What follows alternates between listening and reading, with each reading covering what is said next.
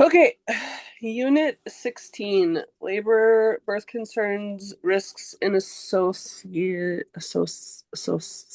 tests. Who named that? Yeah, joking. Um, so I went back and I looked, and we are doing office hour on Fridays from 8 to 9 every other Friday. Sorry for the confusion with this last one. Obviously, with us having a second lecture next week, we won't have an office hour. But then once we start Unit 17, we'll have our first office hour for that unit. Let me get the date quick, just so we're all on the same page. Okay, so Unit 16, Part 2 lecture is next Tuesday, the 17th. Unit 17 will start on the 23rd. So then that first Friday, so it's the 27th. And then it'll be every other Friday, unless we want to change that. Okay, if we feel like we're starting to get into the thicker stuff where we want office hour again every week, um, we can visit about changing that again. It's up to you guys. Um, any questions or thoughts for our housekeeping topic? So next Tuesday, the 17th, we have another lecture. Yes, we have two lectures for this unit. And then is that also for the Breach and Twin Spotlight? Mm, crap. I know, Yeah. I was like, wait a second, am I gonna be not here? Why did I do that? Okay. Um, we're gonna have to see if we can fix that. Thank you for catching that for me.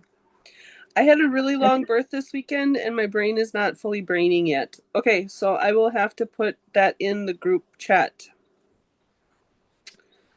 Um, I mean, unless we want to just throw out the possibility of moving that lecture to the 24th.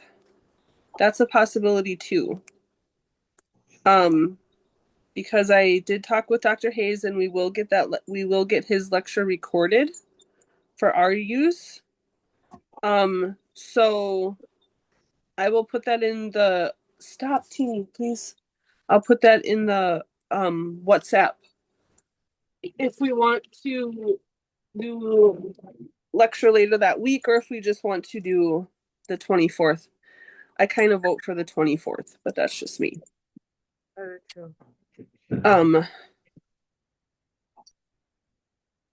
Good catch, Mars. Thank you. Thank you for bringing my brain cells. Um yes. Okay. So then unit 17 would start the first weekend of March. So then our first office hour would be the 4th for unit 17. Um, 2nd, 3rd, and 4th of April is our workshop with Nicole Morales. So that is dystocias and breech.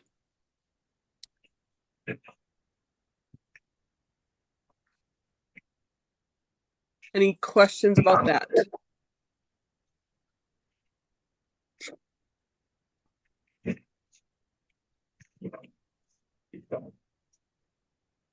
Okay.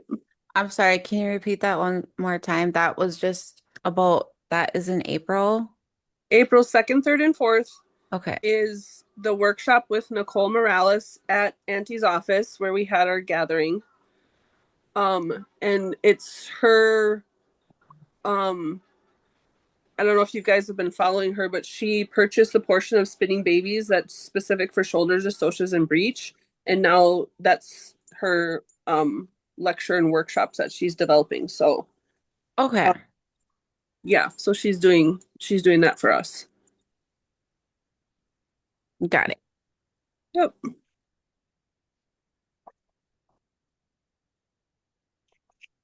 Okay. Anything else? Any other house building stuff?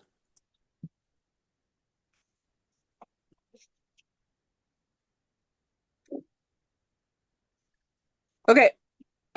Just because it's just the two of you, um, let's just do a quick check-in about the readings. Anything specific in the readings that you want me to go over extra? Anything that's like um anything that came up in the readings that just sounds like Greek? I mean, it all kind of does, but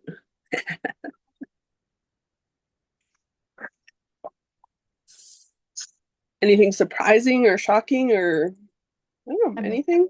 I have a Anything from the question. yeah. Oh, hi. Is it I is it normal, more common in midwifery do people use like mentum as like this baby was versus like, you know, OP or ROP? Do they use the mentum?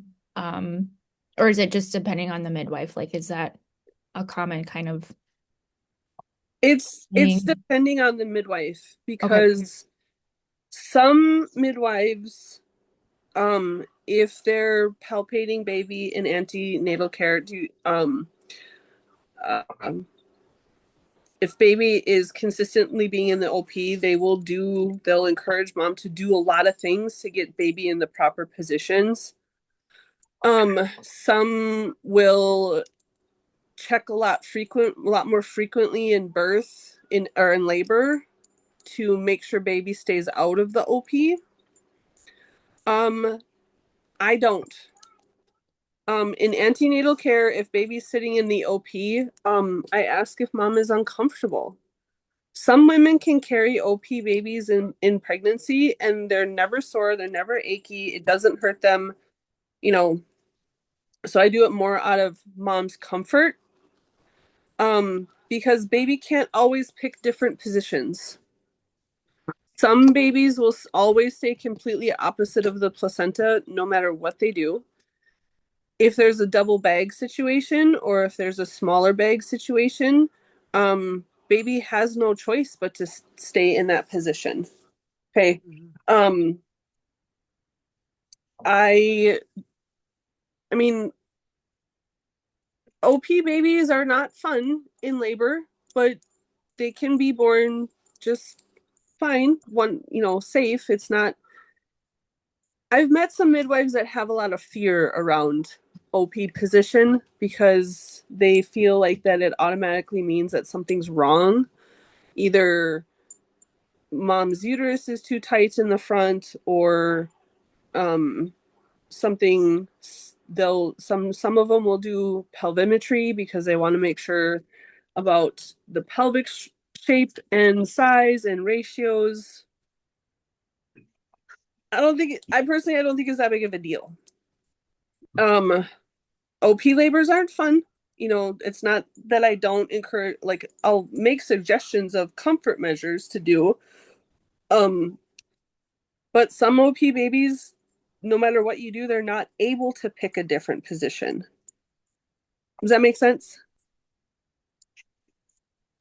Yeah, I was more asking about like, do people in midwifery also say like, do they talk about this with like left mentum transverse? This baby was LMT versus like, you know, ROT. Like,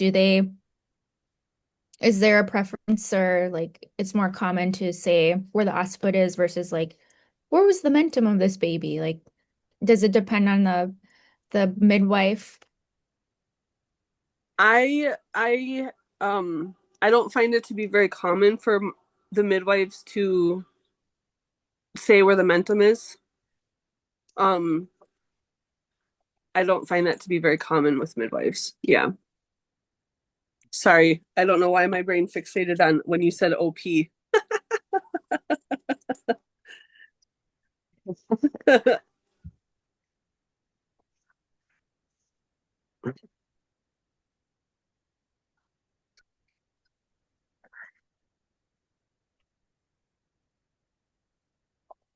um,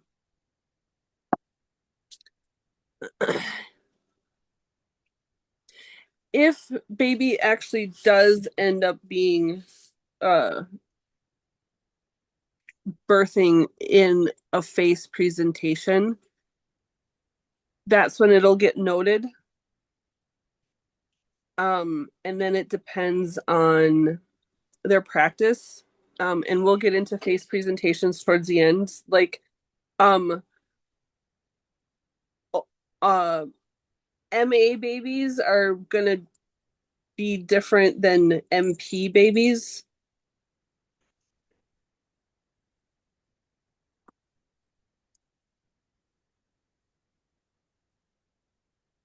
I don't know. I don't know if I'm helping with the thought.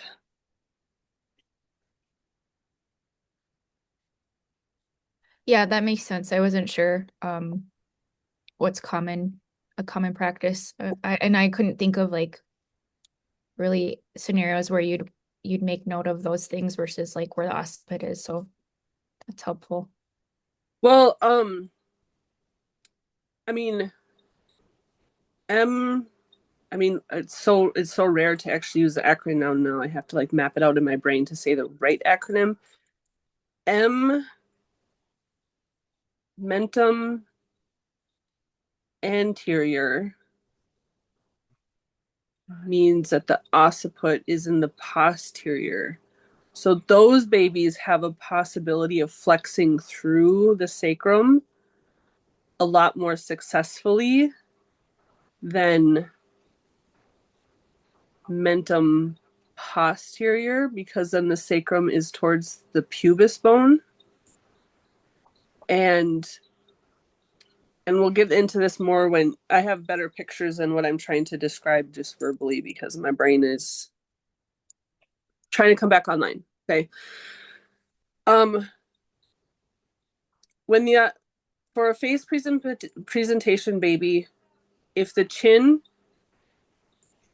is anterior, then the occipital is towards the sacral curve. Those babies can flex through, and if they restitute on the perineum, there's a good chance that once the shoulders collect down to the perineum, that they can then curl, tuck their shoulders in, and then rotate through after restitution.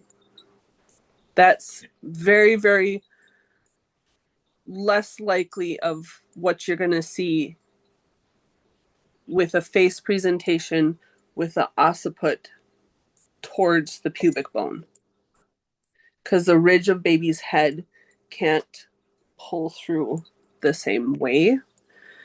And you have a higher chance of then dealing with maybe a shoulder dystocia because they might be too hyperflexed. Does that make sense?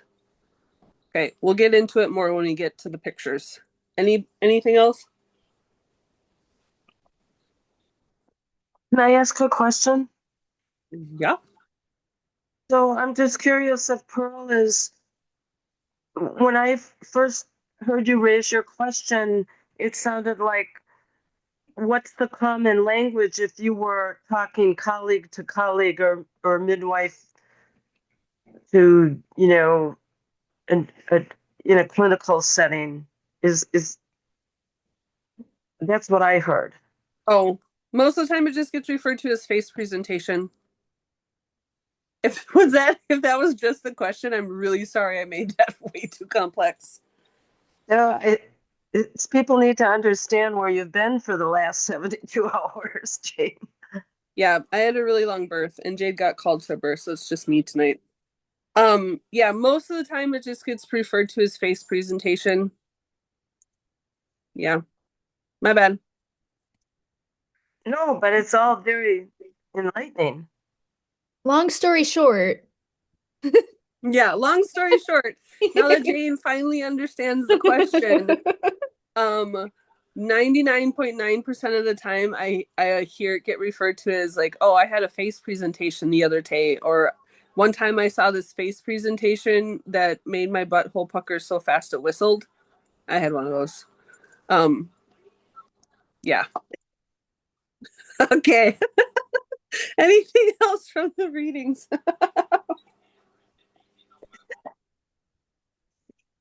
I'll get some more protein into my body and then we'll be fine. All right, last call about readings, the readings.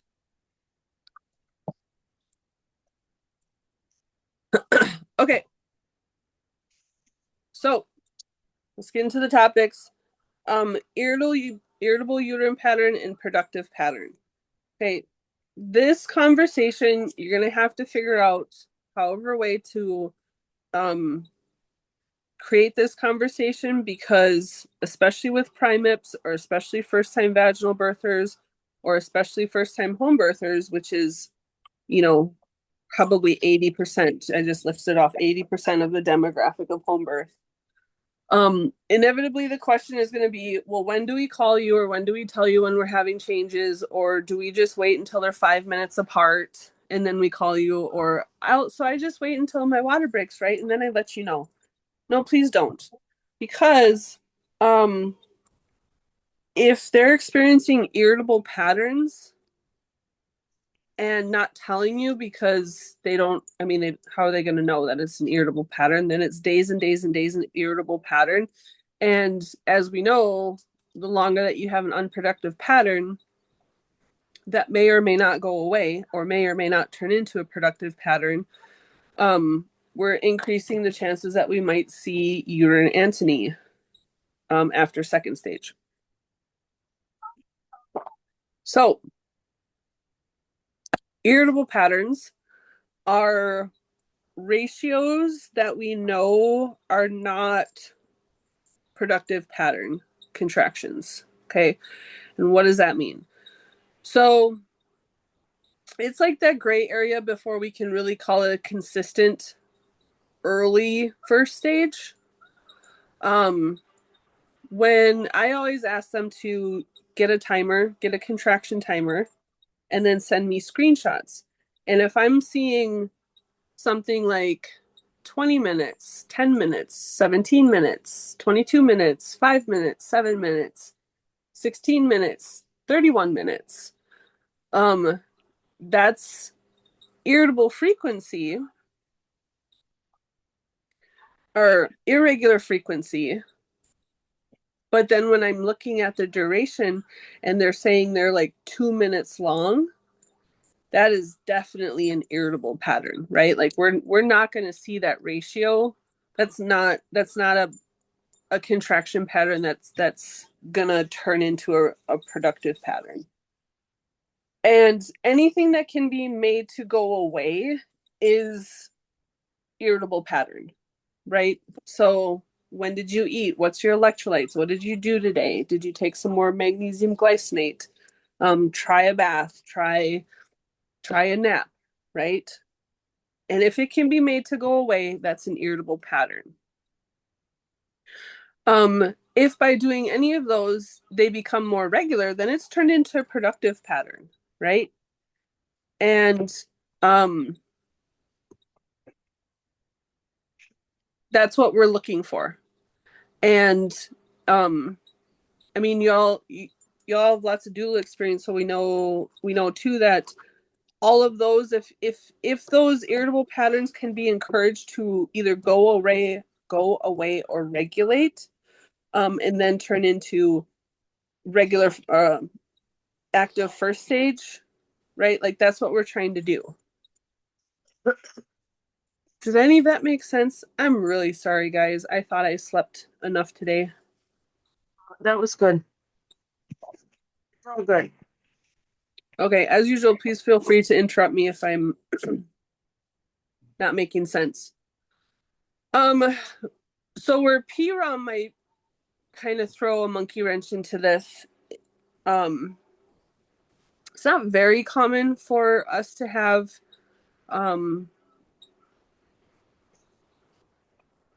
for us to see an SROM or a PROM situation in primips. Sorry, I was trying to remember. Did I post that? I'm gonna have to double check and see if I posted that literature that Jade found for PROM. I can't remember if I did. Sorry, guys. But that literature says that when there's no pattern and SROM happens, right? So SROM is after term. PROM can be early term, but still could be term. That's kind of, I don't know. I feel like there's some discrepancy in that definition. PPROM is premature, so if any of that happens, we would be transferring support. That's not a situation that we can be supporting at home. So if like an SROM or a PROM situation happens and there's no pattern established, the study that Jade found said that, by the 18-hour mark, something like 75% of women had established pattern. Majority of them had birth by then. But by the 24-hour mark, like 80-90% of them had pattern or had burst. Okay, so, but I mean, without those bag of waters and that baby slams down on the cervix, that's going to make that pattern regulate pretty effectively. Okay. Where we're now looking into things is how does position potentially affect some of these things. But before we get into that, we're going to get into heart tone monitoring. Okay. So, really quick review, progression of labor pattern, and then how to time, right? Any questions here? I feel like we're pretty solid here, right? When we're saying duration versus frequency, duration is part of the frequency. It's start to start. That's why I always make sure that, because sometimes I'll like, oh well, I've just been using my watch. Like, no, please get a timer. There's tons of contraction timer apps, and I always ask for the timer apps that list them, and not just does the cute little background with the averages next to it.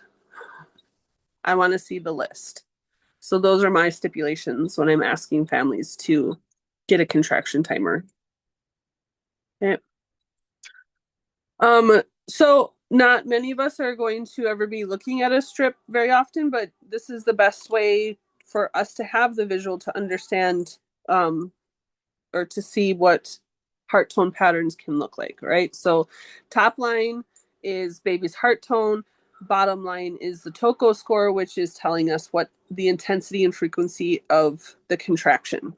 Okay. So red line to red line is 1 minute. So these ones are a minute long, and they are about 2.5 minutes apart.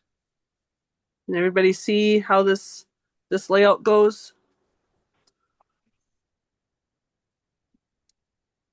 Okay. So when we're talking, what's that? Maris's thumb up. That was cool. Okay, thank you, because I can't see those when I share. Okay, so Sorry. when we're talking about heart tone, range, baseline, and variability, we're talking about how those are responding in relationship to the contraction pattern that's happening. Okay, so right now on this strip, they're nice. The strength of the contraction is there. I mean, she's feeling these. These are probably, and 1 minute long every 2.5 minutes. That's an active pattern. These are probably, depending on the woman, she's probably rating these anywhere from the 5 to 7 on the pain scale. She's probably, stopping and not talking through these, but she's probably not breathing all the way through them. And what's telling me that is that there's not definitive peak responses to baby's heart rate. Okay, this is an active pattern. but baby is probably not in a low station where she's having to really breathe and focus through them. That makes sense? When baby's in a lower station, we'll see peaks and troughs that are in pattern relationship to the contraction pattern. And where those peaks and troughs fall are going to tell us how baby is tolerating the contraction pattern. Okay, and we will get those, but I just want to show you this is a pretty nice, chill, early active, maybe not early active. They are, 2.5 minutes apart. So active labor. She's in active labor. Yeah, these are probably like 5s and 6 on the pain scale. Yeah. Okay. So I don't know where to put this. There we go. Okay. So here's these are the toko part, so the contraction part of the strip, right? Um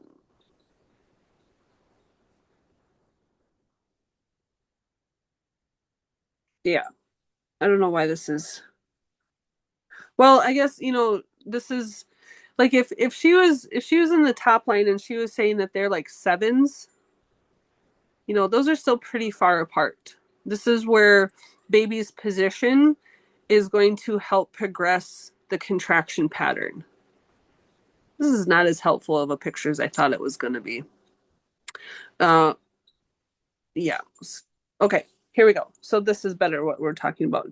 So the bottom is the contraction, the top is baby's heart tones. So you'll see the top of the heart tones, good variability, and then there's a little dip, and that associates to the peak of the contraction. And that's the response that we want to see. This baby is feeling labor. This baby is engaged into the pelvis on the contraction or on the cervix, and responding and recovering appropriately to these 1.5-minute frequency contractions. Okay. So you see the difference between this one? There's no notable dips, right? Baby's not responding to the squeeze. I don't want to say they're not paying attention, but they're not low enough into the pelvis, where baby's getting a good squeeze where like this pattern, she's a lot closer to pushing or already spontaneously pushing than this pattern. Does that make sense? Are we starting to see? I really want to make sure that you guys see the difference in these patterns because we're going to get into like irregular patterns. And I want to make sure that you guys are seeing the difference between these two patterns.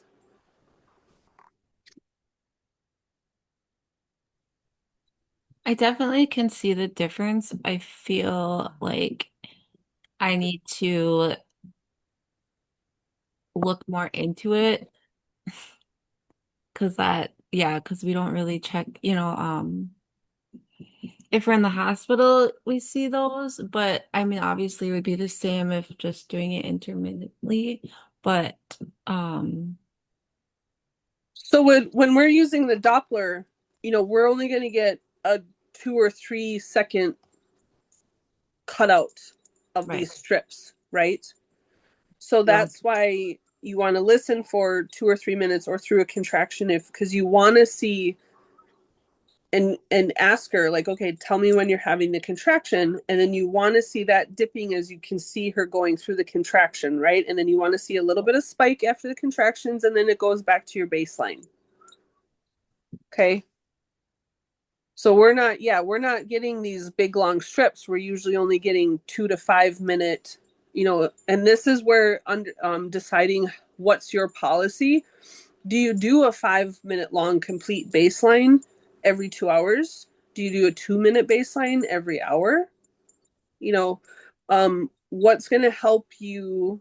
What snapshot of the contraction and what baby is doing is going to help you be able to visualize the pattern of what's going on.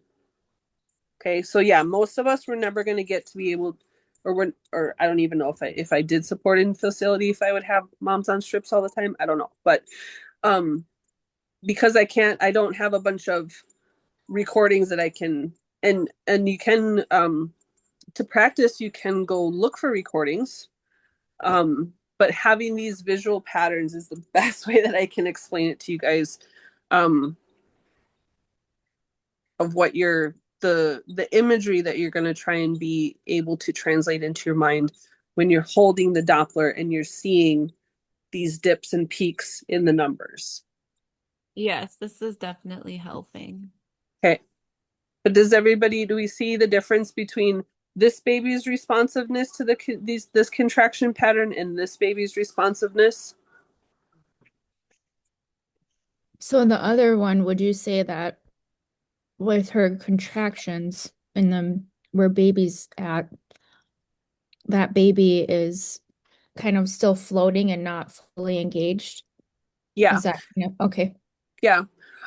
Being that they're now, that's a good question too. So palpating baby and feeling where if this baby was high and floating and she's having 2.5 minute contractions, that's potentially an unproductive pattern. Potentially. Okay. So I would still be saying, well, let's eat, let's continue magnesium. Okay. If she's a primip, that's the difference. Is she a primip or is she a grand mal tip? Or is she a multip? Right? Like those babies can stay higher in the pelvis and then all of a sudden hit 7 centimeters and now they're a +2. A little bit more unpredictable. But yeah, this baby, I would say I would expect this baby to be a -2. Maybe engaged at the brim, but probably not. But that's another good piece of information too. If I choose to do more regular, or if I palpate and I notice that baby is very deep into the pelvis, and then maybe if I choose to ask for a cervical exam, and I by cervical exam, um, she's an 8 and baby is definitely a +1. And this is what I'm seeing as baby's heart tone responsiveness. I would be kind of wondering. I'd be kind of wondering, why is baby not having the dips that we would expect to see? Those are telling us that baby is engaged in an active participant in labor. Hey, this baby's a pretty flat baseline. If this is a 7 centimeter +2, when I palpate, I can't even feel the shoulders above the pubic bone situation. Okay, then I'd be like, we need to eat. Okay, you need to eat something. And actually, I just had this weekend. Baby was very flat, and I would say very conserving energy and effort. So I said, let's what kind of sweet things do you got? You got some ice cream? You got some cake? Like, she was doing good on the protein, but that wasn't enough fast energy. Okay. So she had some cereal and she had uh I think she had ice cream and she had like a half a cinnamon roll, and then she walked around for a bit. And then I said I'd really like to check in 45 minutes. Let that fast energy hit her system. Okay. And we did. And then baby started having a really nice peaks and troughs reaction to the contractions.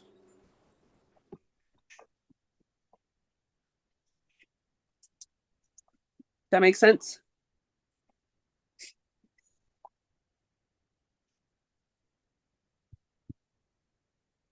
Okay, any questions so far? We're still in like the normal variations of what you would. I totally understand this now. When I think of my having my babies, and have being attached to the monitor and not understanding anything that was coming out of that machine. Right? I see it now. It makes sense. Yep.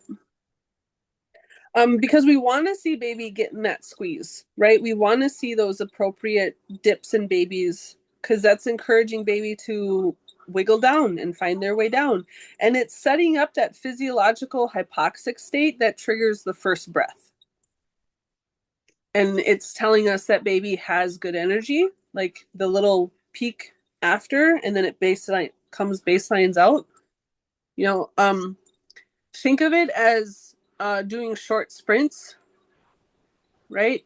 Like baby has a good recovery time after that stressful squeeze. Okay. So now we're getting into the wonky donkeys. Okay. So late deceleration, that dip happens after the peak of the contraction. Okay, so baby has a delayed response. Okay, and then you can have early decels, which is the opposite, right? The decel happens before the peak of the contraction.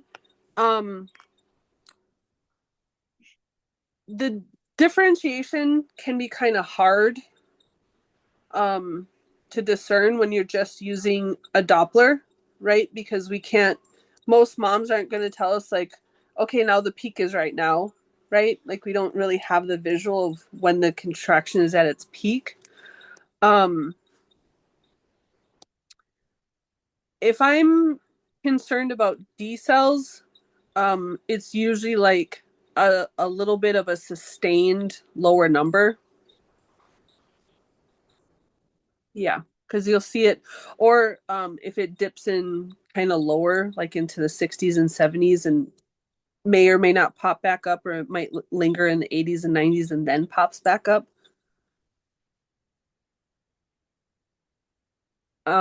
And then on the bottom variabilities, you'll have those dips not associated to contractions or between contractions or double dips. And this is where it can be helpful to do regular 2-minute or 5-minute baselines.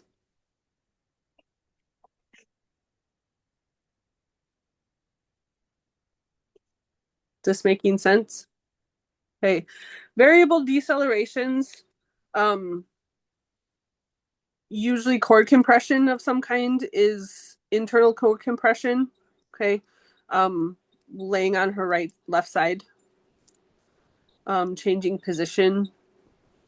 If she's been in a deep squat, like butt cheeks on her knees or feet for a long time, that can, like, okay, let's get up and let's walk around for a little bit, get her belly shifting, get her hip shifting.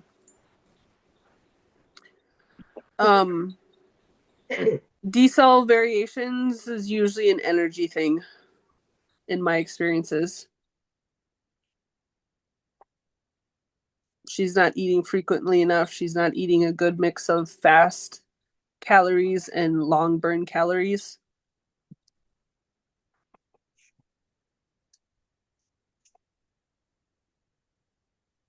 Okay, is this making sense? Okay, here's another picture of what's going on. So sometimes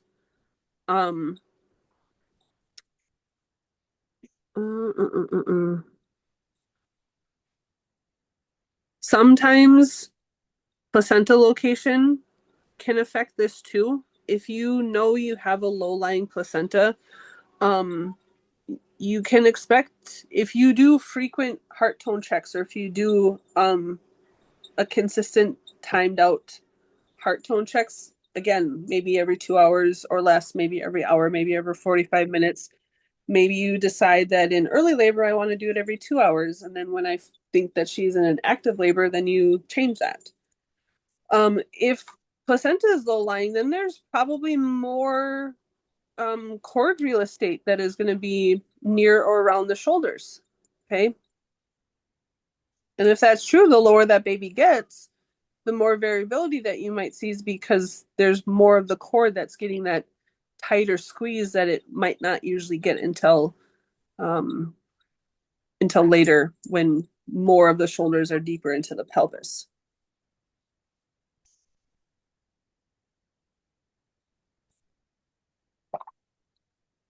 Is this making sense, guys? I know we're getting into the technical stuff.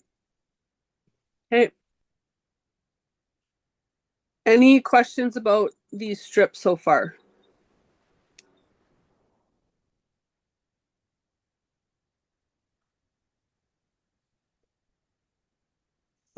Okie dokie. Okay. Um,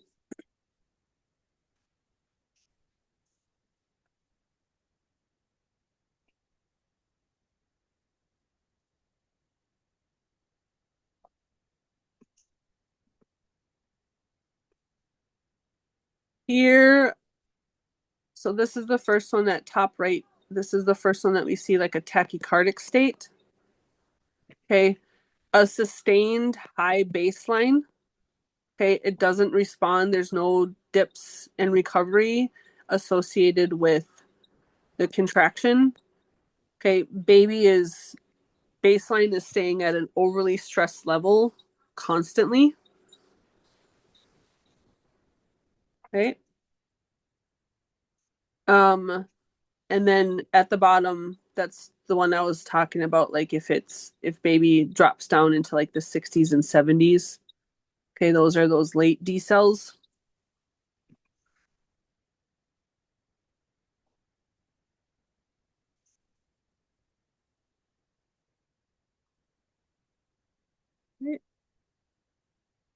Any questions about these?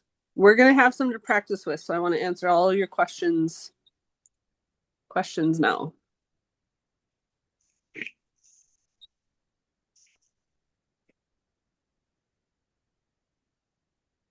Okay. Here again, here's some D cell variability. This one you can see that so the first one, I would say that that's an average, right? A mild DC. You want to see the mild deceleration that is equally correlated with the during the contraction. Okay. But then the severe decels, that's a sustained into the 50s and 60s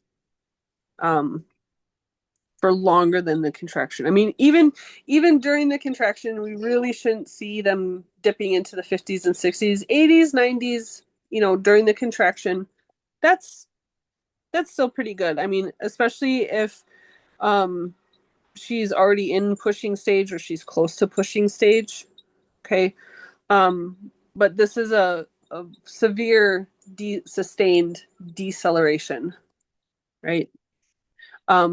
This is probably a baby that is on the verge or already in distress.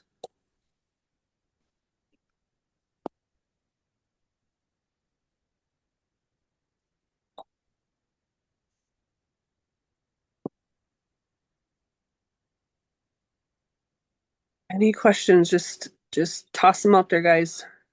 Okay. So physiologically, what's going on? Okay. I really like this picture because it gives a visual of what's happening for the cord on the bottom. Okay. So it's the cord compression, right? The cord compression is restricting oxygen flow to baby, and then that is what baby's heart rate is responding to. Okay. So if you think about waters being intact or not being intact, taking that into consideration. And that's not to say that just because if the waters are suspected to be completely ruptured, right? Because it may or may not be a double bag situation. If the waters are suspected to be completely ruptured, that's not to say that you will always see a more severe heart tone response. It doesn't mean that you should accept a more drastic baseline and variability just because the waters are broken. Does that make sense? Like if you were seeing a baby dipping into the 50s and 60s and kind of lagging, like it's lasting a bit longer than when she's saying the contraction's over, don't dismiss that just because we're like, well, we know the waters are broken, so yeah, the cord's going to get a little bit extra stressed out. Don't dismiss it just because the waters aren't intact.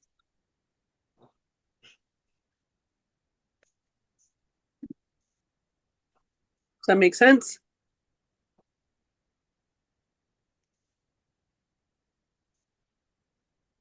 Can you repeat it just one more time? Which part, love? The last one, the last part you just said. Okay, so if the waters aren't intact, don't dismiss a more variability in baby's heart tone response. Yeah.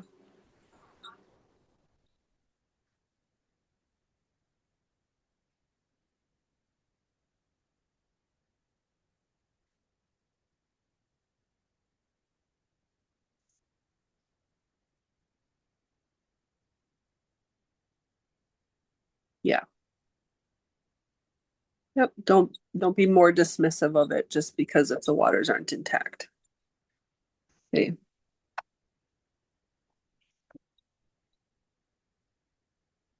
So, I mean, that would stand to reason. Be less dismissive of it. Be less tolerant. If the waters aren't intact, be less tolerant because that cord's getting a lot more direct pressure. And some babies handle it just fine. And it literally looks like any other pattern that you would expect to see in any other baby experiencing active labor. And some babies don't. Some babies, I had a lot of non-reassuring variability. I had definitely two, maybe three instances with the one this weekend where I considered it to be not good variability. And she had lost some waters, but I figured it was a double bag situation. And it was, but that cord was super thin, super thin. And those are pieces of the puzzle that we don't get those answers until a baby's out. Mhm.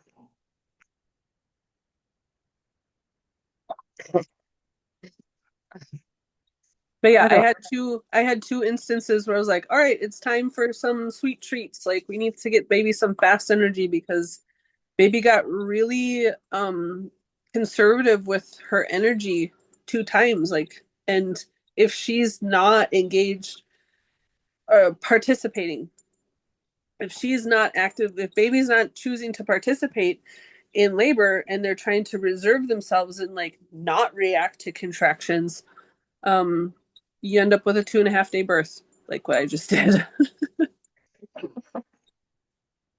Okay, anything that you want to go back over this?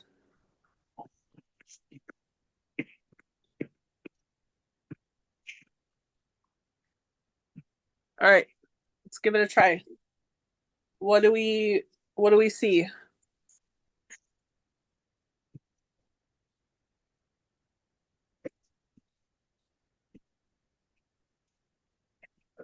So how frequently are contractions happening right now? About 3 minutes? Yeah, like every 1, 2, 3. Yep. About 45, 50 seconds long. Okay, decently strong. And Okay. that looks like the heart tones are going down during contractions Yep. and then recovering when they are done. Well, Yep. yeah. Yep. Nice. Yep. So if this was a situation where she was telling me, on the timer I saw frequency of 3 minutes, duration of 45 seconds, and she was telling me like oh yeah, these are super intense. This would be a nice active pattern, right? This is reassuring. Mhm. Baby is responding, like it's baby's participating and baby's registering. Yep. This is a happy active pattern, active labor. Right? What do we think about this? Hey, Okay, what do we see in the contraction pattern? A little inconsistent, right? What about baby? Not super happy. Okay. Um,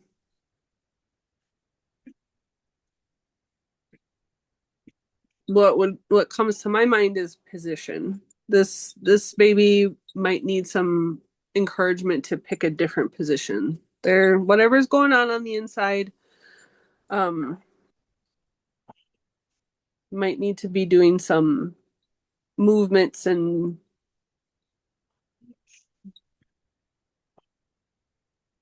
help baby pick a different position. Right? I would also want to know like how much has she been eating? How frequently? What is she eating? A double check with her about electrolytes. Okay. I would also check in with about emotional things too. Okay.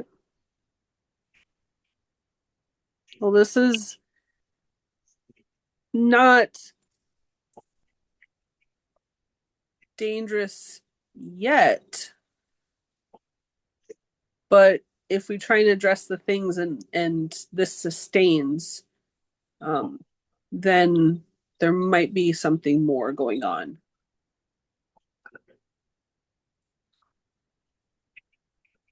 Does that make sense? mhm. Especially because like if we look at this this first decel, sloped down when she wasn't even having a contraction, and the biggest decel peak happened right before that contraction. Like that's maybe a positional thing. They're not super strong, so the contractions aren't super strong right now. Um, so this might be a situation where I might not even be there yet. I might be on my way. Um, so then of course I wouldn't know what's going on with baby yet. But this might be a situation where like, okay, well try the mild circuit or try, forward leaning inversions, or if your doula's there, maybe try apple shaking, you know. Um, or if I'm there, we'd probably do the same thing. Is that making sense?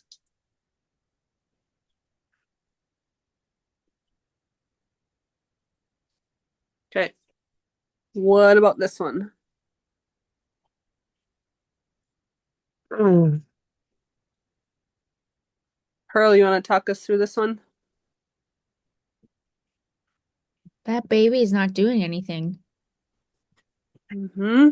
Baby's not registering for baby, not participating. No. Yeah. And these contractions are pretty close together. They're kind of, But look at where they're peaking on the Toko numbers. oh, okay. Okay. Okay. Okay. So not super strong yet. She might be reporting these are like, that strong one. Oh, that was definitely a 5. Yeah, I felt that one. That was a 5. Okay. But, Hmm. double peaking, couple a minute, but they're only 4s and 5s. I would call this an irritable pattern, right? The ratios aren't matching up for how frequently she's having them, and she's scoring them low on the pain scale, right? When they're this close together, she should be pushing or just about pushing, right? When you're getting those 2 per minute, one right on top of the other. Mhm.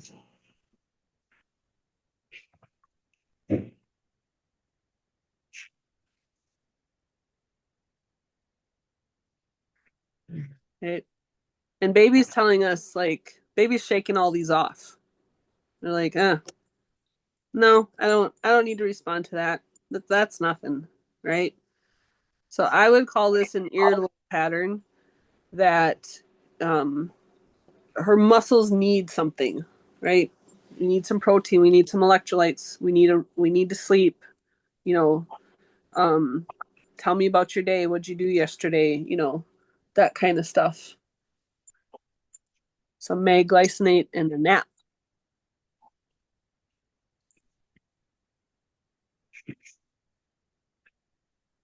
Is that making any questions about this one? No, I think it makes sense now that baby's heart rate kind of just hangs out. Yeah, this baby is totally oblivious. They're just shaking off these contractions, like going about their regular day. And that's a good thing to see, like when moms present in labor. Or Yeah. Yep. Now, okay, so let's say that this same pattern but higher, like above the 7 line on the Toko scale, right? And that peak would have like hit 100. Okay. And this baby's still doing that. That's telling us something too, like really super crazy, super frequent two contractions per minute and baby's indifferent to it, right? That's tachycardic. That baby is maintaining that high stress state through regardless of contractions.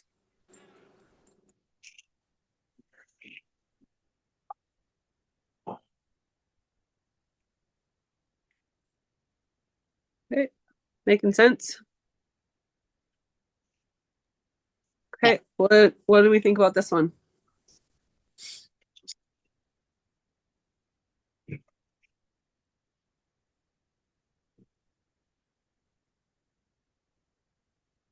Hmm.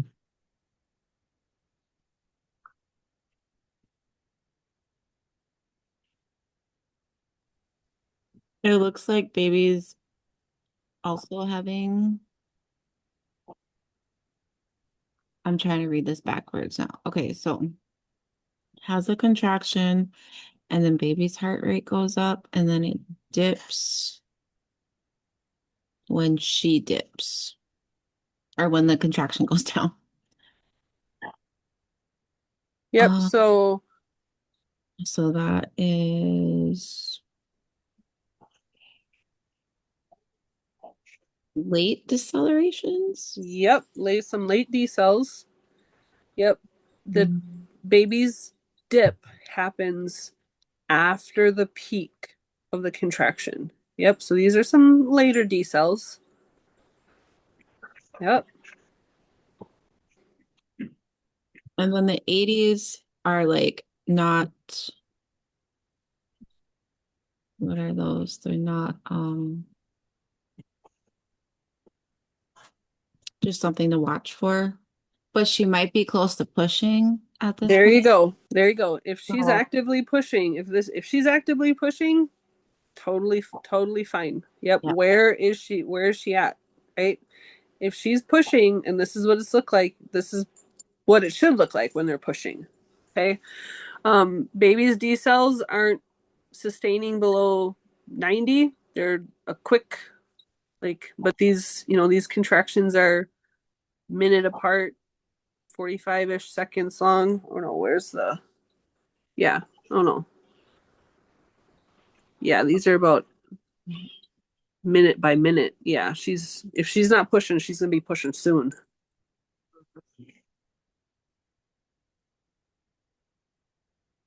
Yep. Good catch on that one.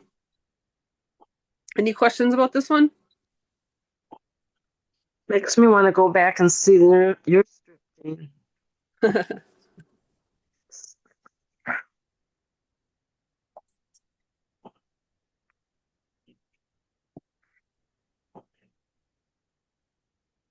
or not, I'd probably be horrified if we made it through that. What do we think about this one?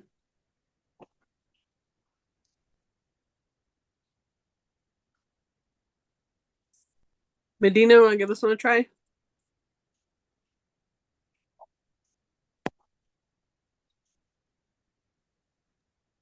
Is this one Really? like Oh. the Then we'll toss them. ugh, I need more coffee. Jeez. The contractions aren't, Sorry. there's no pattern yet established. But I don't know about the Okay. dips in baby's heartbeat. Is that cord compression?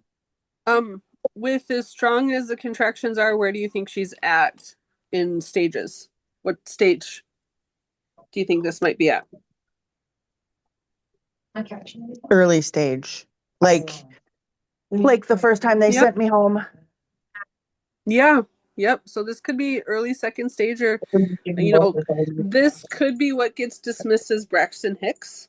Yeah. Okay. So it's false labor? Could be. Yep. So false labor still affects baby's heart rate? Not so much as it wouldn't so much be the false labor, what gets labeled as false labor. It would probably be more indicative of self-care. Like, has she eaten? Is this freaking her out? Baby's position might be, but these contractions aren't strong enough that they should be directly affecting baby's heart rate. For those two Yeah. dips, it wouldn't, and especially because they're not directly associated with the contraction, much less a strong enough contraction. I'd be feeding this gal and putting her to bed. Yeah. Go rest before it really gets intense. Yeah. She's probably, if this is the first time, she's excited, maybe she, yeah, there's probably more an emotional thing going on. But like she had a contraction and then there's a dip after, maybe like her anxiety is affecting baby, like especially if she's first time, Yeah. like, oh my God, what was that? I went in and they told me I had kidney stone. I thought I was having early labor or Braxton Hicks, and they're like, no, you're having kidney stone pains. Yeah, I would tell this mama to take 1,000 milligrams of magnesium glycinate, have a protein snack, and go to bed or take a bath. Okay. How are we feeling about this? Any questions or any one of these that you want to go back and go over? Okay. So now when you guys go and look up some to practice, do you feel like you understand it better? Will you be doing those at workshop too? Yeah, we'll be going over these in workshop. Yeah. Because well, what we will be doing in the second workshop is that when we do a simulated labor, we'll give you the baseline and variability, and we'll tell you, okay, she's having her contractions are Q3 by 45, and they're a 7 on the 10 scale, and the fetal heart tones are 120 to 150 with a baseline of 138.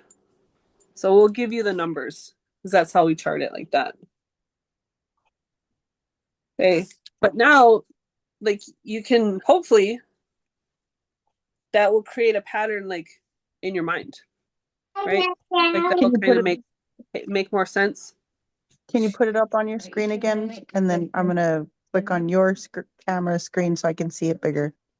She right now is doing. Oh, what I just wrote down? Yeah. Okay, sure. Hold on. I'll write it so it's easier. How to deliver babies. That is what she's doing.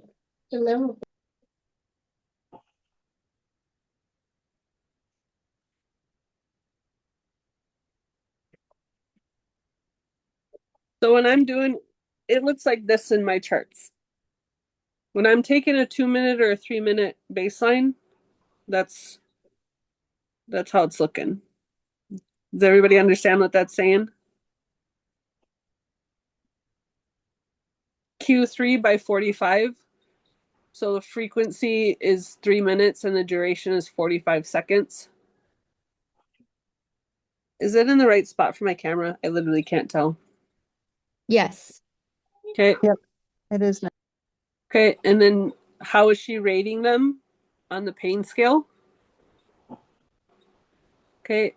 And then the range. Okay. And then the baseline, what it averages back to. Okay. Where does it seem to settle the most is the baseline.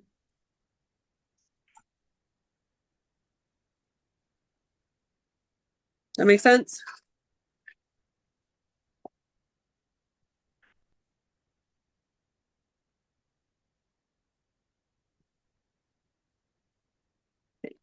Any questions before we move on? Thank you. Yep. So something like this, for charting shorthand, what would we say? Okay, we would say, geez, Q30. Mm-hmm. Q30 by 20. These are really short. Yep. And she's rating these at maybe a 3. Right. Then fetal heart tones are 140s with a baseline of, I don't know, 141. Right. So super narrow heart tones. Mm-hmm. Yeah, this is an irritable pattern. Right. Like the ratio, the frequency and duration ratio to what she's rating them, right?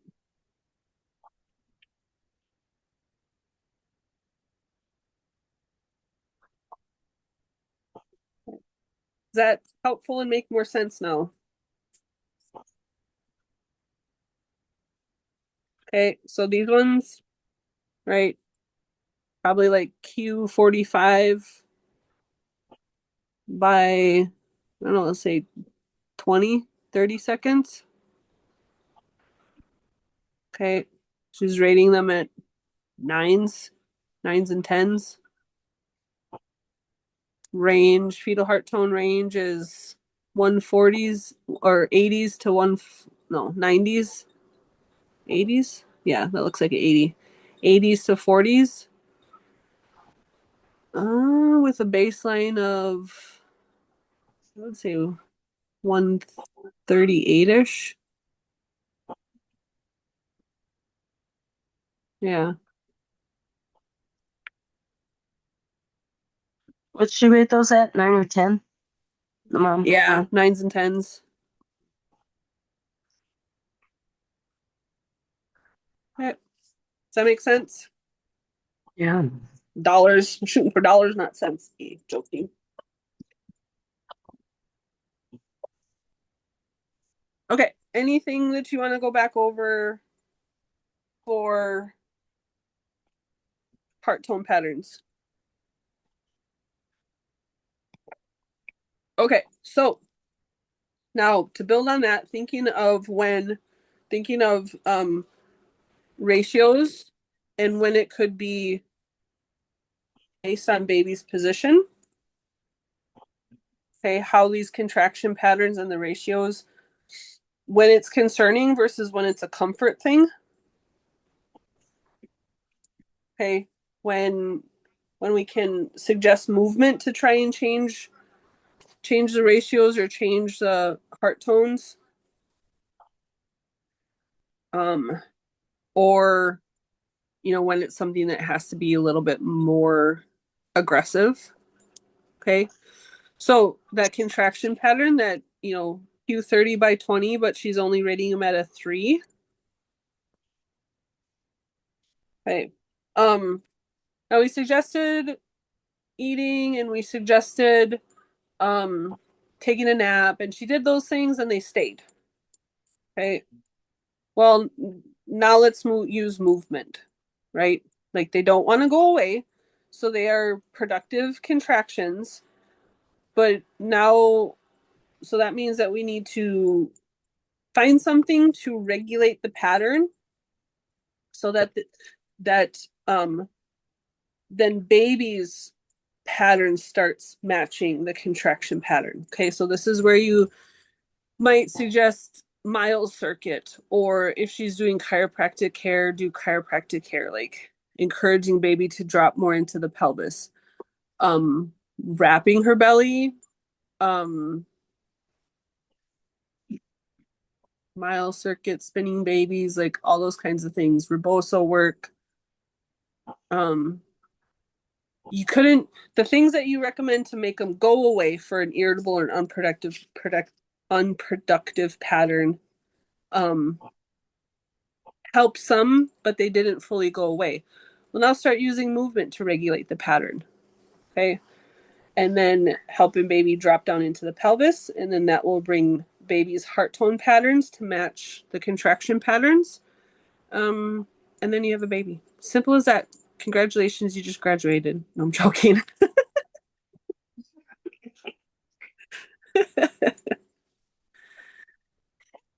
Mars is Okay. laughing too.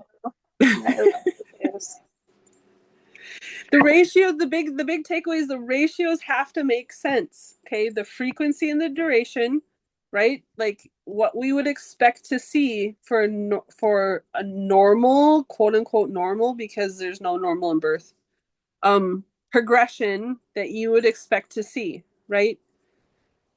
Like a frequency of 20 and a duration of 30, but she's rating them at 3 doesn't match the ratios of first stage latent phase contractions, right?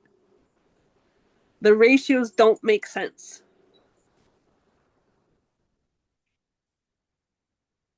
So, first step, try and make them go away. Okay, now they don't go away. Okay, then try and get baby to engage deeper into the pelvis.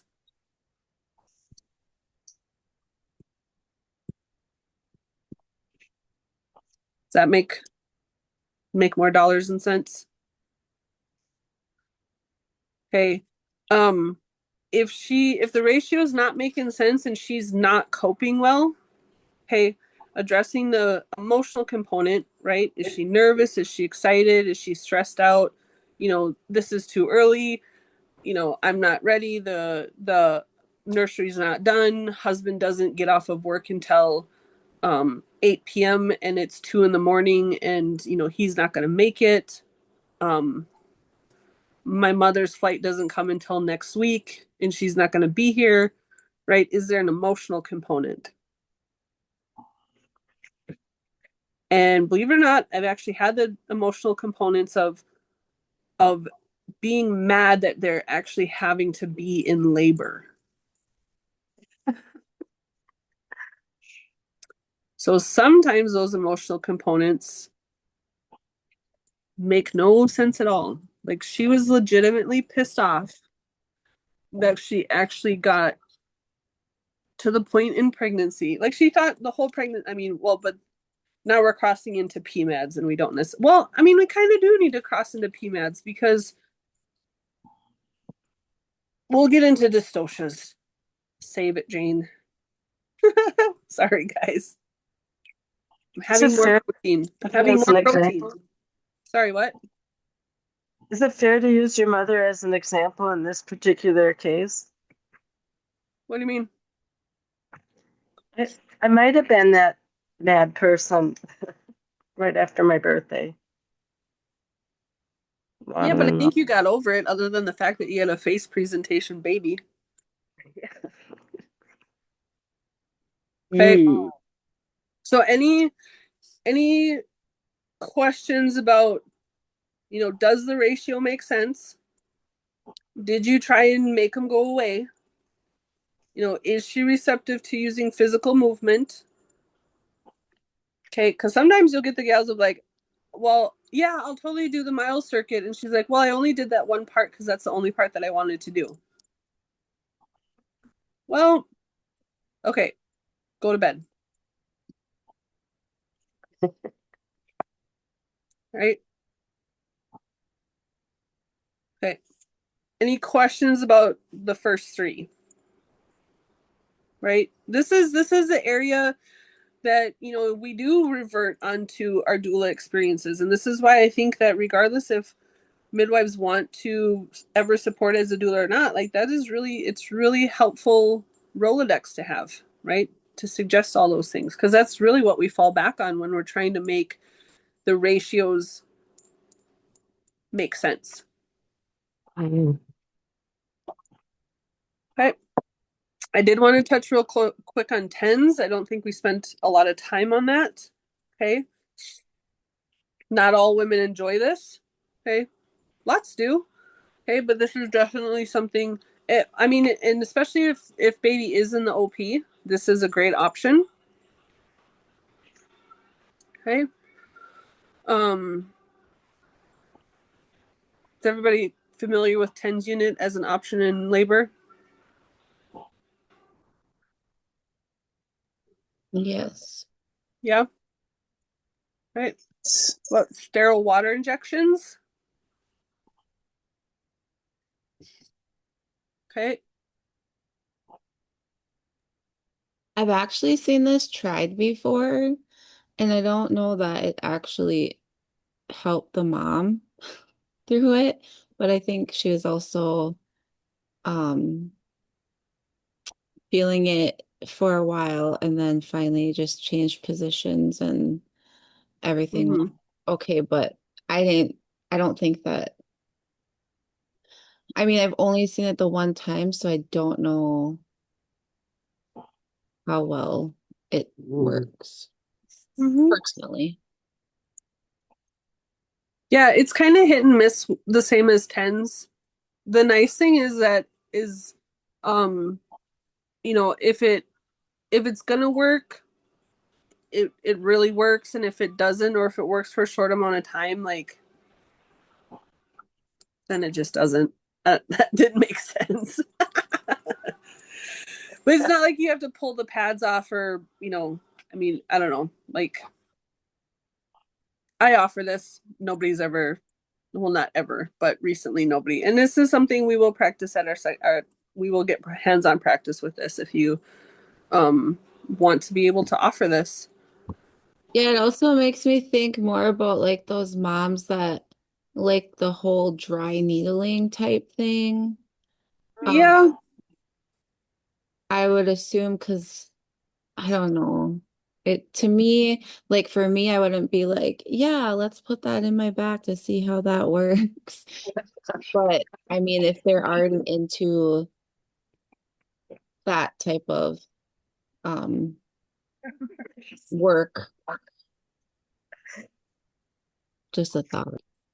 Yeah. That was great. I like Yeah. dry needling, I Some like people, it. some It people this just won't be appealing to. Yeah. but I don't think I would do like if I was going to have a child. I don't think this would be one of my choices. I don't know, just doesn't vibe with me Okay. personally. Okay. But It's right interesting. under the dermis. It's not an injection. Oh, okay. Yep. It's just a little sterile water bubble that gets put right under the dermal layer.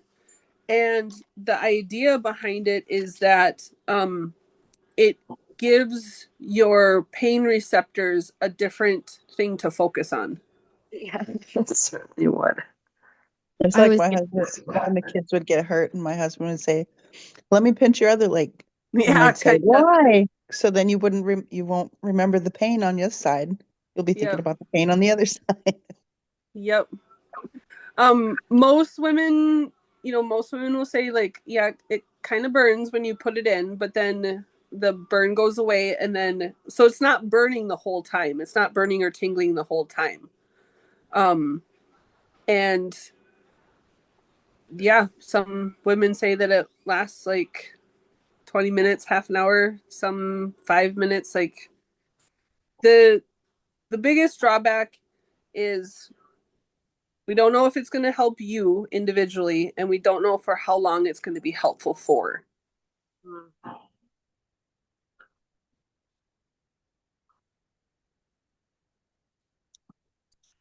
And, Oh, and your another. body just absorbs the water. Yep, your body just absorbs the water. It's sterile water. Oh, I don't have my bag in here, but I would have shown you. It's a vial of sterile water. Oh, Yep. and Yep. then those marks on that, is that just what it looks like when after it's injected? Yep. So the top right, that's what they look like. Um, has anybody had a TB test before? Yeah. Tuberculosis That's test? what I was Yeah. just gonna Yeah, say. it's the little Yeah. bubble that it's the same idea. The Oh, little bubble that they put under your skin to see if you have a reaction. okay. It's done the same way. You go straight across, just pick up the top dermal layer, you put a little bubble under there, and that's it. So you don't have to be like go to a certified training to do Nope, all. I'm going to show you how to do them in at our next one, and then Oh, you'll be okay. certified and trained for it. Okay. You can even practice on me. I trust you. Okay, but yeah, it's literally the same technique as the TB test. Nope. Okay. Any questions about that?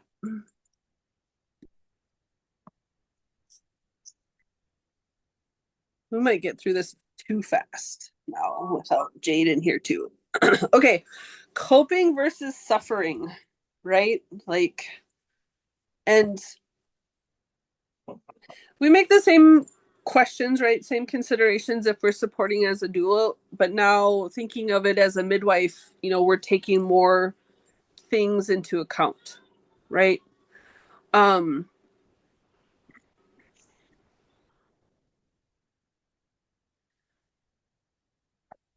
hold on, let me find my thought back. Does anybody need a quick break? Yes, I was gonna say I'm I stepping do. to go to Okay, the let's do a quick break, like 2 minutes.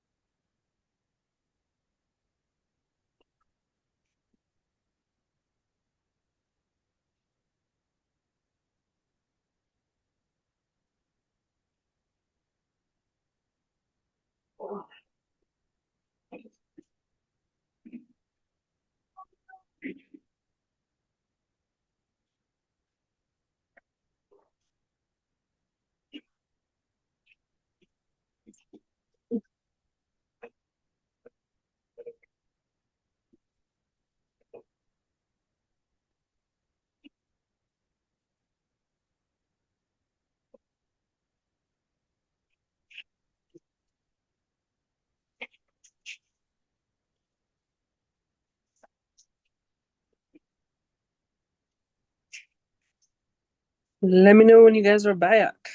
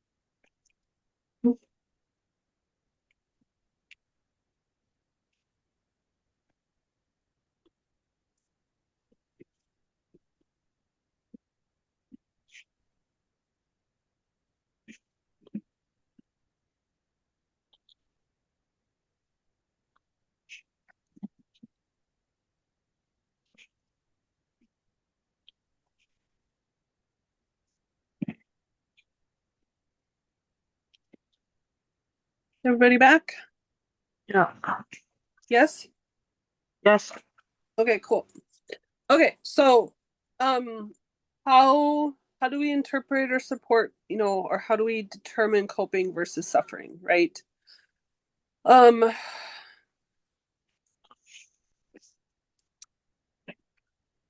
so I don't require moms to get a doula. Okay, I talk about all the reasons why, even though I'm there, it's still a good option, right? Um I don't do doula support. I don't provide. Some do, okay? But regardless if you choose to or not, there's a line of when you're not going to be available for that anymore, right? Because that's not your priority of why you're there as a midwife. Okay. So that's the conversation that I always make really clear, that they understand, like, in early labor, if I'm even there, I can be helpful for some things, but mostly to show somebody else how to do it. Because once you get into active labor, I'm there to watch other things. Because I'm not just there responsible for you, I'm there being responsible for baby too. So we'll get to a line where I can't be available for you in that way. And if I become too much of an integral part in your coping ritual, and then all of a sudden I'm not there, she might not be able to figure out how to cope. And then it turns into suffering, right? Um, this could be a good consideration of maybe you create a team, okay? But when I do have an assistant available, I still have the same conversation. Yes, my assistant is a doula. Yes, she can be available more than I might be available as a doula for doula support, but she's there for me ultimately, right? So there again, there will get to a point where she can't be available for you in that way. Okay. Lots of times dads want that role. That's cool. That's great. Okay. Um, Not always. And sometimes that changes in active labor too, where dads thought that they could be available, but now all of a sudden the only thing that they want to do is hold her hand. She's in the pool and they just want to hold her hand up here. Well, now he's not available to push on her back. And part of her coping ritual is that every contraction somebody needs to be pushing on that back. Well, if I'm trying to watch baby crown and my assistant is charting or handing me something or calling time for me, now there's nobody available to push on her back. And now that comfort of that coping aspect of the counter pressure isn't there.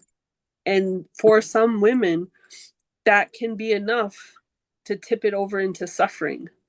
And now all of a sudden she's pulling away from her contraction and she's tightening up her buttock and she's starting to get shrill and high. And because that counter pressure got to be so comforting and such an integral part of her coping mechanism, and now you just took it away. Okay, so I have lots of conversations, especially with first time moms, about why I'm not available. I'm not your doula. I'm not available as a doula. Okay. Um, this is why some midwives require all families, unless they've had home births before, to have a birth education class, right? Some midwives will provide it. Some midwives will say, like, well, you have to take one, let me know what you're taking. Um, and this is why some midwives won't support first time moms, because this can be a really slippery slope and this can be really tricky to navigate. And this can really quickly turn into an emotional dystocia. Mm-hmm.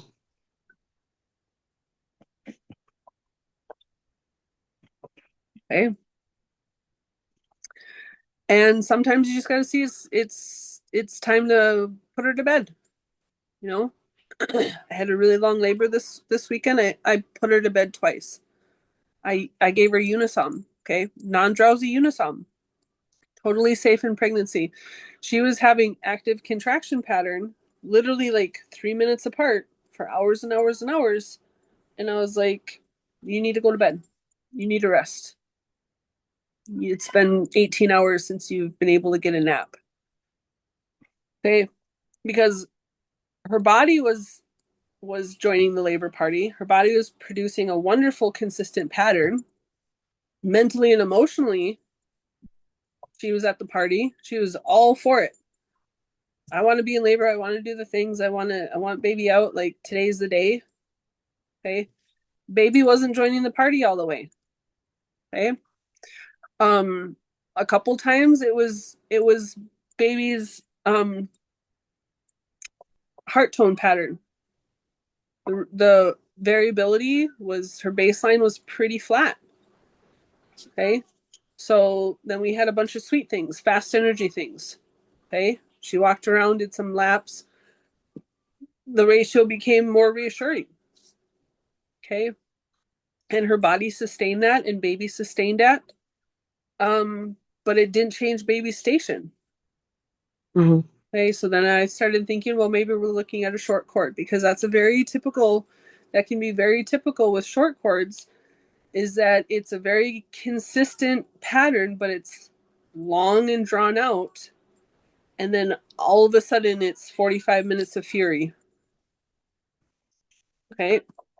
Well, there's nothing I can do about the short cord and I can't, so we wrapped belly, we wrapped it up tight, encouraging baby to go down. We wrapped it tight on top. Okay.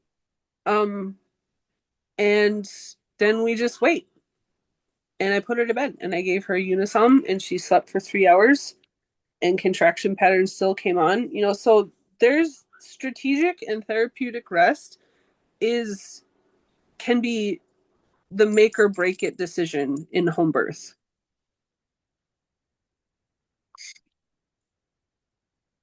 Okay.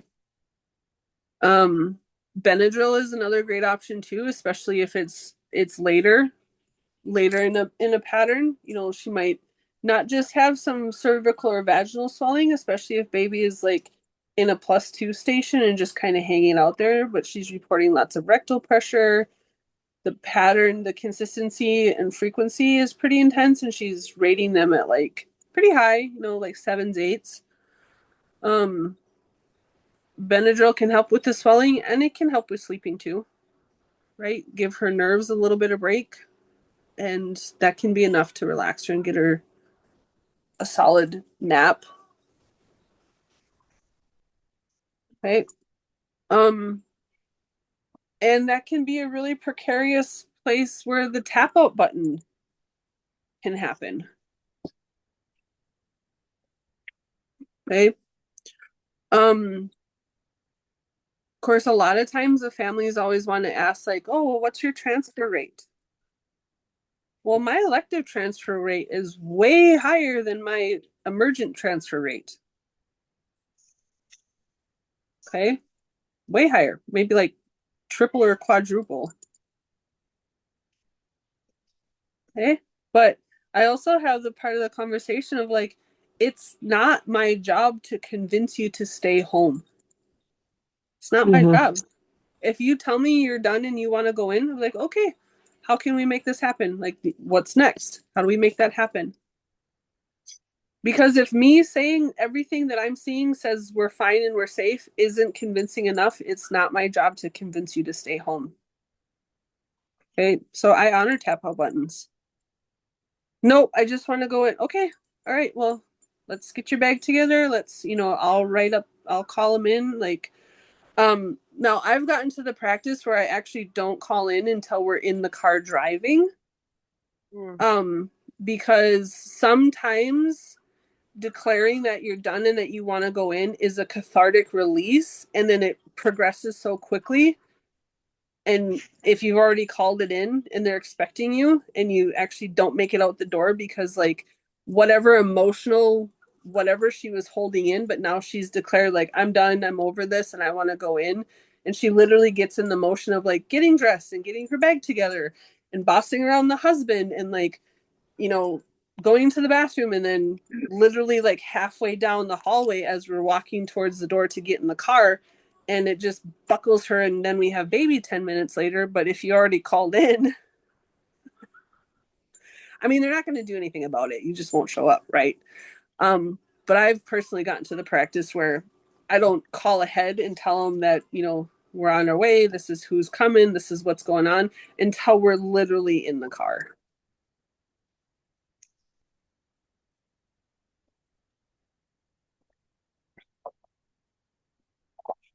Any questions or thoughts?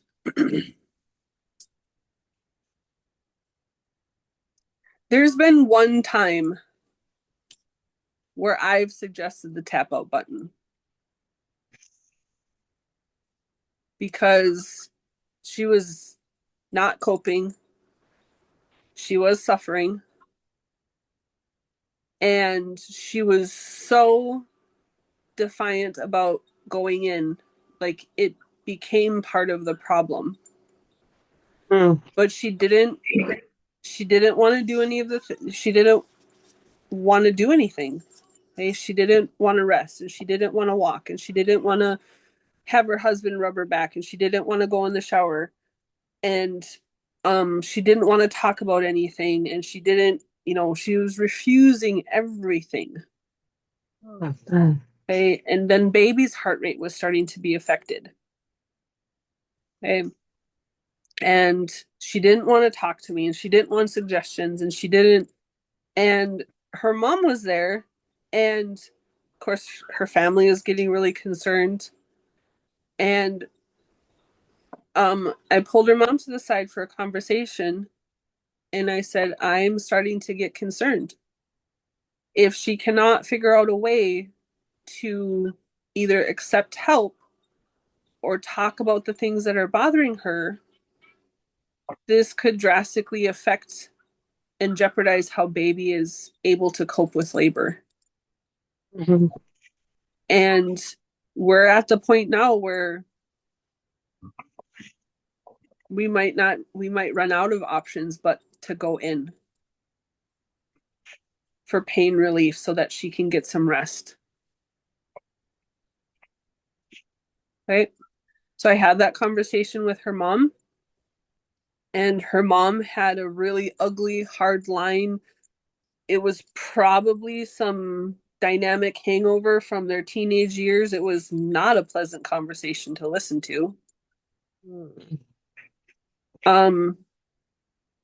And more or less, her mom told her that she was jeopardizing the life of her child because she was being too pig-headed and stubborn. She's not wrong, but that couldn't come from me, right? Like I'm not the appropriate source for that level of truth to come from. And um and her mom basically told her that she was being stupid and selfish because she asked for all this help and now she's rejecting everything. And her pride was getting in the way of, and that's where I'm like, okay, I didn't say some of those things, so this has got to be some carryover from part of their relationship growing up. Maybe I was like, oh dang, like, but yes, I mean, sometimes it sometimes no, I've only been in that situation one time, but I reckon like I had to make the call to recognize that that's what it is. Now I needed to figure out who was the best person available to me to have that conversation with that I would think would have the best chance of making the difference with that laboring mom. Because her boyfriend was there, and her mom was there, and her grandma was there, and one of her sisters was there. Right? Um, the dad's not always the best option. Okay. Sometimes he's your only option, and that's okay. Like, but I chose her mom. I thought her mom was my best chance of having the type of conversation to pull her out of her head. And it worked. Well, then what happened? She had her baby like less than 2 hours later.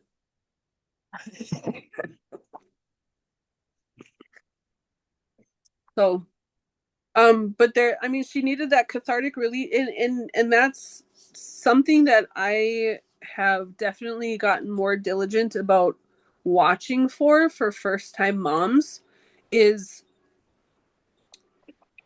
will they accept that point, right? Like, we only know that it's a point in active labor because we've gotten to that line and we're just like, okay, you got to release, right? Like, you just got to accept it and let yourself be pulled into it, right? But that can be very, very hard for first-time moms when everything in the logical part of self-preservation is to reject this kind of pain and intensity, right? And I do have, and this is part of the reason why some midwives will require that first-time moms have childbirth education classes, or that, I mean, I've heard of midwives say, you know, everybody in my care has to read these 3 books without exception. That's a choice. Okay. With first-time moms, I do have a lot of conversations about tap out buttons, about, hoping versus suffering, about there's this line in active labor where you either fight against it or you accept it. And the faster that you can move your mind into accepting past that physical intensity line, the faster labor will progress. Definitely a big difference when I support Native women who have ceremony experience. Not a problem. They transition into that beautifully. I mean, it is, honestly, it's such a stark experiential difference in what I witness when I know that a mom has ceremonial experience. Like, you get there, right? Like, that's the space that you get to in sweat, or if you choose to Sundance, or if you choose to attend Sundance, or like, that's the place that we go. Yeah, and I don't know how any other way to describe it. Any questions or thoughts?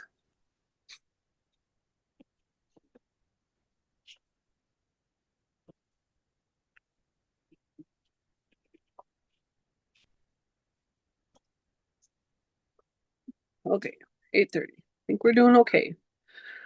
Okay, building on that, dystocias, right? Like, unpopular opinion, I would rather take a shoulder dystocia than any day than over emotional dystocias. Some of the roughest births that I've supported had massive emotional dystocias, because you can't help fix that one. They're either going to choose to fix it, or they're not going to, or they're going to refuse to fix it.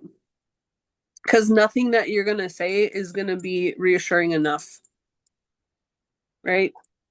Like, I can literally say, you're fine, your baby's fine. Everything that tells me that you're safe and it's okay to keep going is telling me that it's okay to stay home. And they'll either accept that and trust that that's what I'm saying is true, or they'll reject it and then create a whole bunch of mental and emotional problems for themselves. Mm-hmm. So give me a shoulder dystocia any day. Not to be blasé about shoulder dystocias, because they can be um, very emotionally heavy on the midwife in a different way. In a different way. Okay. Stalled labors, arrested labors, those are emotional dystocias, right? Jade calls it mama catting, where she might have a nice pattern, but for whatever reason, she emotionally, mentally, she shuts it down, and therefore her body will follow, right? Husband doesn't get home from work until 10. Okay, and she mama cats down, right? Um, what's one that I saw recently? Oh, her mom wasn't flying in to help with the rest of their kids until like that Monday, and it was Friday or Saturday or something. So she literally mama catted for 2 days. And then I think it was like 3 hours after her mom got there from the airport and like her pattern picked right back up. Still an emotional dystocia, but self-resolved, right? The PMADS emotional dystocias, usually there's a source of trauma, physical assault, sexual assault. Sometimes it's physical safety, perception of physical safeness, safety. There we go. In the relationship, if you have any any spider tingles off about their dynamic in antenatal care, watch for this. Okay, watch. Not, it doesn't always play out, but keep those sticky notes in your head. Okay, you might have to be very doting to try and counteract those. Um, she might become very emotionally needy. If you don't feel like, I don't want to say you don't have capacity for it, but like if you feel like it's going to be a lot, this could be another reason to suggest doula care, or talking to her about having a relative that she might have not have been planning to have. Like, well, sometimes it can be very helpful for a sister or a cousin, or your best friend or whoever. Like, is there anybody else that you're considering inviting to your birth space? Sometimes the answer is, I'm scared so and so is going to show up. I've been the bouncer at the door. Right? I'm like, well, give me their name. Tell me what they look like. I take up a lot of space in the door, and I've blocked a few doors from a couple mother-in-laws because they were scared. I know she's gonna find out, and I'm just so worried that she's gonna show up. Definitely can be a thing, right? Okay. Um, Shoulders. Any thoughts or questions, reflections about emotional dystocias? Sometimes you literally can't do anything, and you just have to sit back and watch it for hours and hours and hours and hours.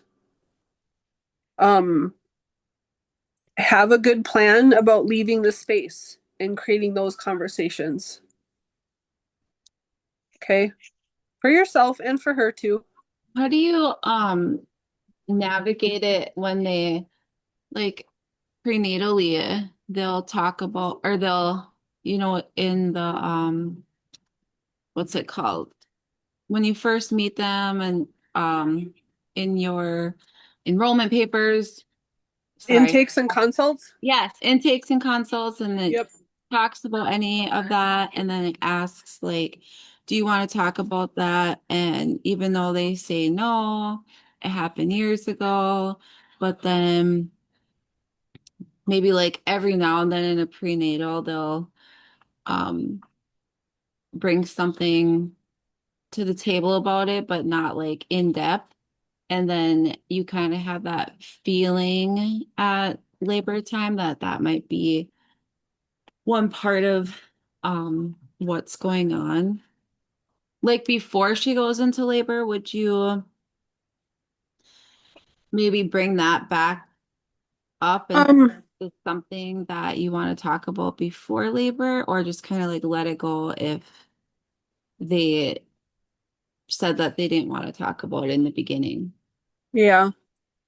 Um, I might I might bring it up in like the 37, 38 week one when we're talking about the birth kit, and when do you contact me? And I might roundabout bring it back up in the sense of, like, as you're thinking about your labor, is any contemplations coming up, or anything that you have questions about, or any concerns, any weird pregnancy dreams that you're having, that even if they feel like completely unrealistic, like sometimes those can be subconscious worries that are showing up in our dreams. um i, I usually don't directly bring it back up, um especially if she's like, nope, I'm okay with it, or however it's saying that. they feel like it's not something that they need to proactively talk about. Because it doesn't always show up for everybody in labor. Okay. Um, but if I start suspecting that it is potentially driving the bus of a very serious emotional dystocia in active labor, I've brought it up very directly in active labor before. Yeah. It's not, I've only had to do it once. Okay. And I haven't had a lot of women with, um, uh, violent trauma histories, emotional, physical, sexual. Haven't had a lot, or I wouldn't say I've had a lot. I've had some. Um, if they've had other children, I would be less likely to think that it would come up in this labor. If they've had other relationships since those experiences to the relationship that she's in now, I would be less likely to think that it would come up. Um, if she's a first time mom or if she's a first time unmedicated birther, I would watch more closely. Yeah. Yeah. I usually don't get blatantly direct until I absolutely have to. Is that helpful?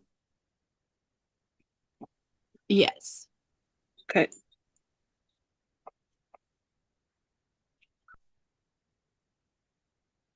Anything else?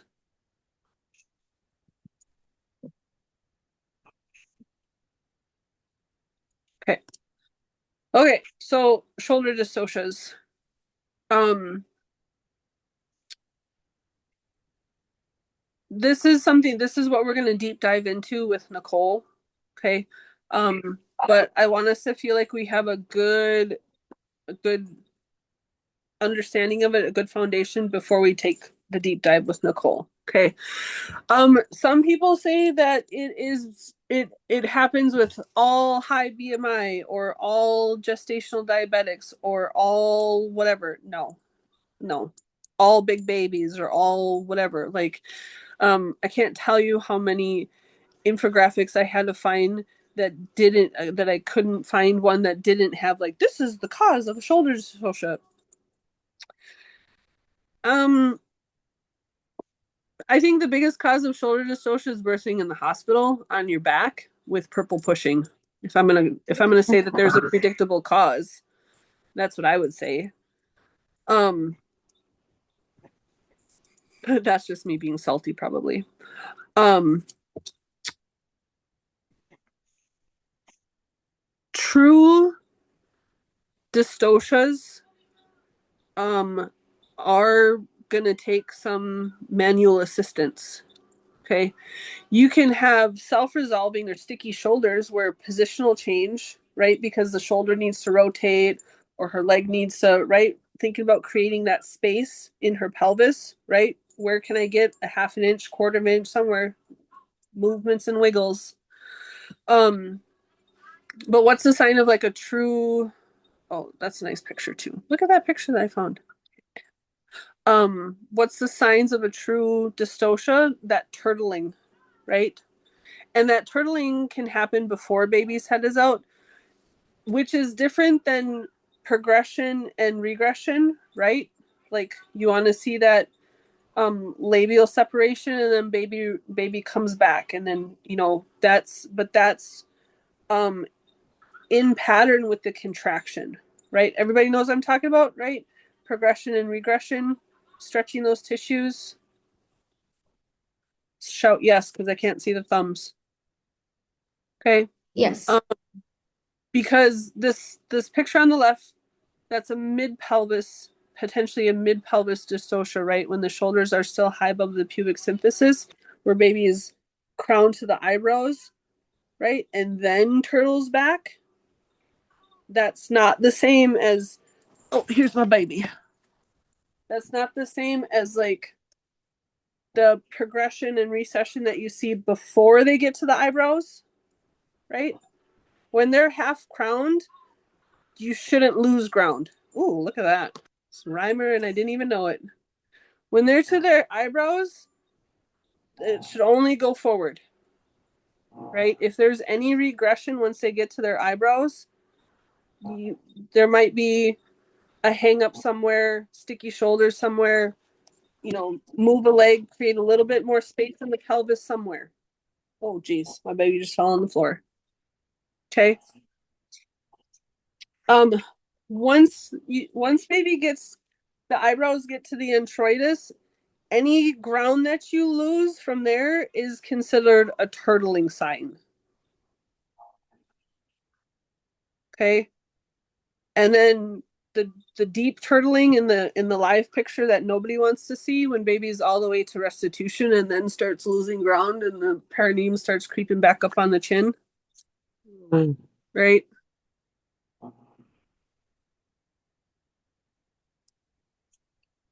Okay.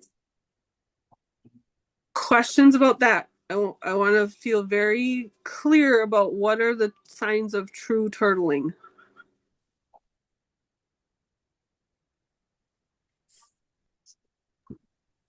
I have questions, Yes, although, please. oh, can you put that other photo back up? This one? That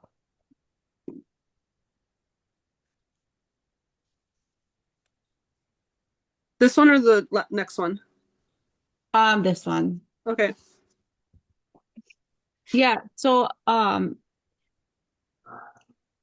I agree with the same thing in the hospital because we had to transfer a mom for meconium last week, and like baby was only 8 pounds 9 ounces only, but it was her third, so she has a multi-gravida, and she went in and had baby really, really fast, but um I was half like laughing to myself just because as baby was coming out, I knew the need because of all the meconium that came out. Um, but just the fact, like, for 1 second, baby wasn't even all the way to the eyebrow, and the OB was like kind of panicking in a way that she was having a shoulder dystocia, and I was kind of looking at baby like it's still he's still coming, he's still rotating Mm-hmm. slowly, but I didn't see no, maybe she's seen something different than I did, but Probably not. I can see how quick like they are as to like if we're in at the birth center or at home, how we give it just at for sure till you see the eyebrow. I feel like home birth, we study this so much and figure out about the what to watch for compared to, oh my gosh, they didn't just come shooting out, that there's a little bit more Yeah. time. Yeah. Although I have seen the shoulder dystocia, which is very scary, but Yeah, but I mean, but it's the difference between like literally seconds, like they do something and seconds later it changes and like, oh yeah, it was a dystocia. No, a dystocia, like you're minutes to get a shoulder or an arm loose enough to manually rotate that baby, like, and it feels like forever. And this is definitely an area that it's super helpful to have an assistant there to be able to call time, um because I've had to resolve dystocias where I didn't have an assistant to call time, and it felt like for an hour. But then I looked at my watch, and it was like 3 minutes to 10 seconds or whatever. Um, but time changes in those situations for sure. But here, let me do this really quick, and I'll prove a point. So right, like this is always the angle that we see because these are medical textbooks, blah blah blah, right? Like this could be a pretty serious dystocia setting up, right? Like, especially because like automatically with this picture in this angle. We know she has very, very limited mobility. Her sacrum is going to be compressed. But now when we think of, if we just do this, right? And that coccyx can move and she can go into runners.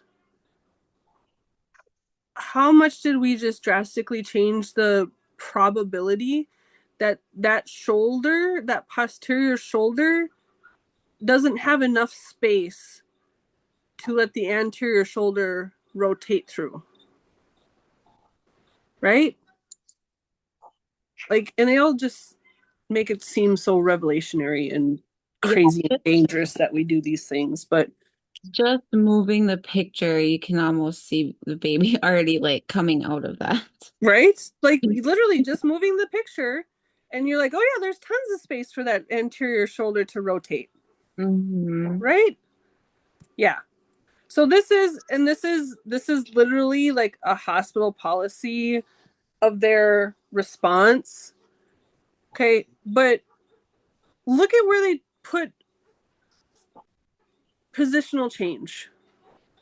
It's literally the last box. They do McRoberts and then they do suprapubic. Then they consider episiotomy. Then they do internal assistance and then they move mom. Jeez.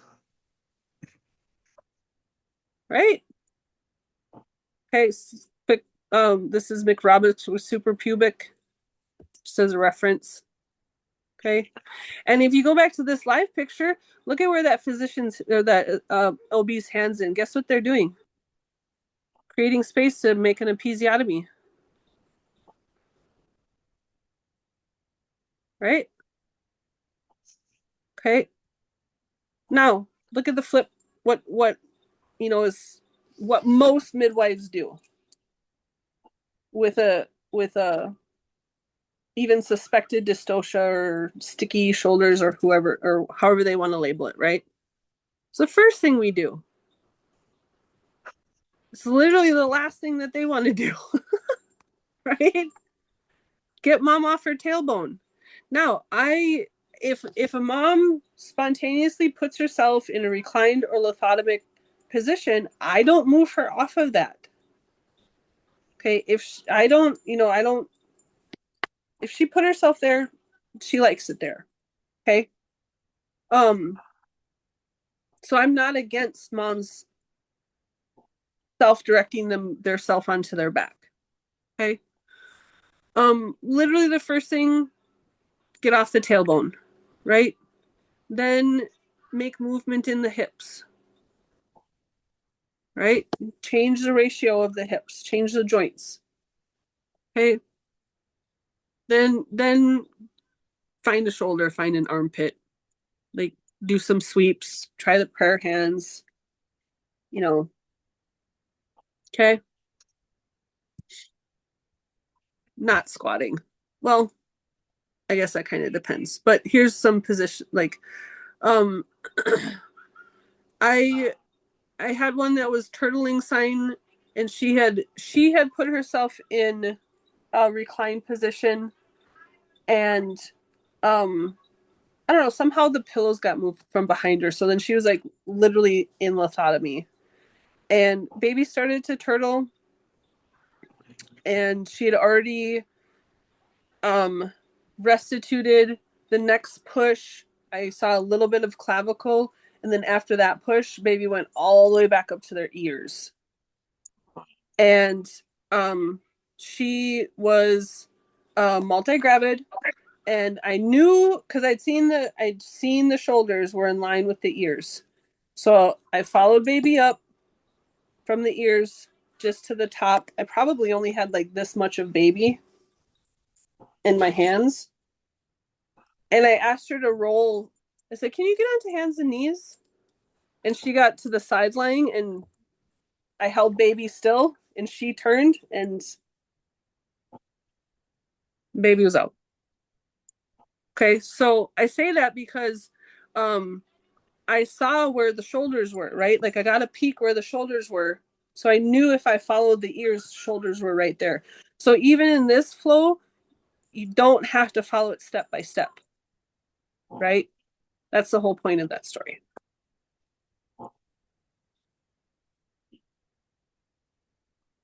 Okay. Any questions or thoughts, right?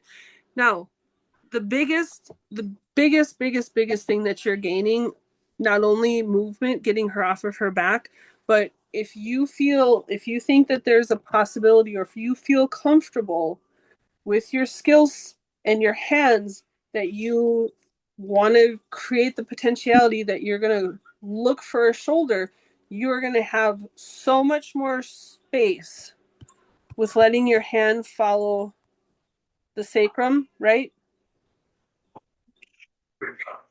Than trying to get the anterior shoulder off of the right. That's the picture on the right. That's what's going on the picture on the right. She's following the posterior shoulder, the space around the curve of the sacrum, and she's sweeping that arm forward to rotate baby down and out. Okay. Thinking about where baby is, right? So this baby crowned in the ROA. So if baby's turning clockwise, usually, right, when you're watching, that's now going to be counterclockwise. So that's why she's rotating that posterior arm to the left, because that would be the guess, because sometimes it's not right, but that would be the first guess of like, well, follow the trajectory that baby was probably going to do first. Okay, but if you meet a bumper, if you meet resistance, sometimes you have to counter rotate. It's a thing. Okay. Any questions about this? Again, this is the deep dive that we're going to be taking with Nicole. Is dystocias and breech.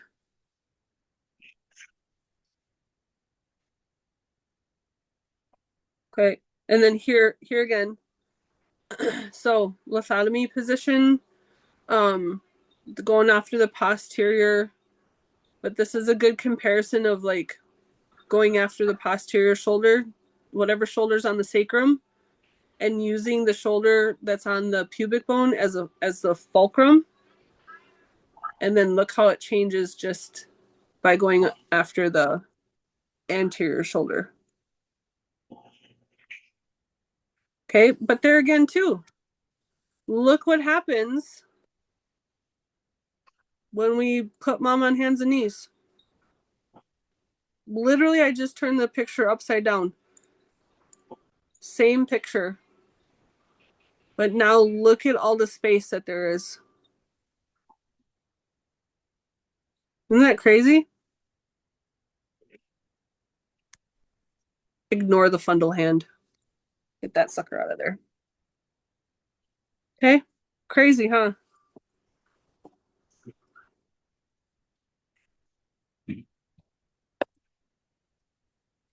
Okay, anything about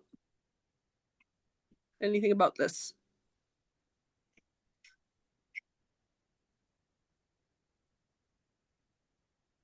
What's the best language to help that mom shift her position to hands and knees to literally get off? What's that?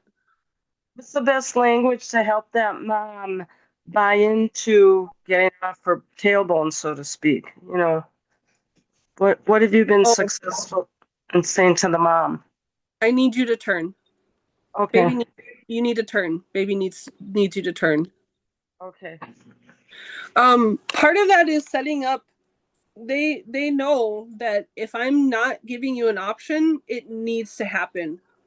Okay. Okay, because part of the antenatal conversation is, if there's time, I will always create a conversation. Uh-huh. If there's options, I will always tell you all the options, and I will always have that conversation with you. If there is no time and baby needs something, you need something, the language that I choose that will change. Excellent.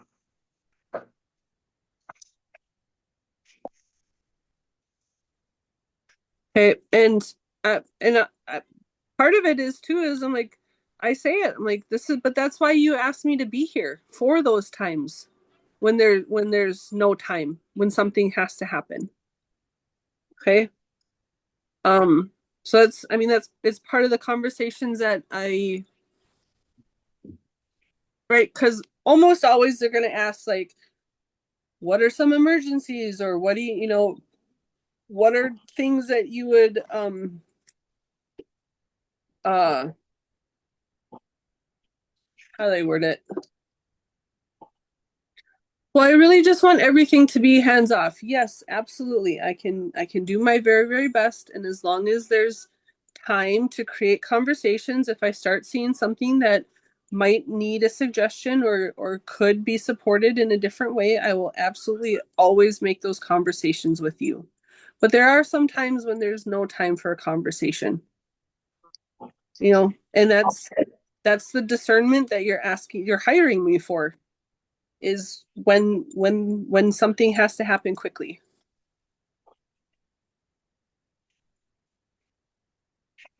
Okay. Anything else?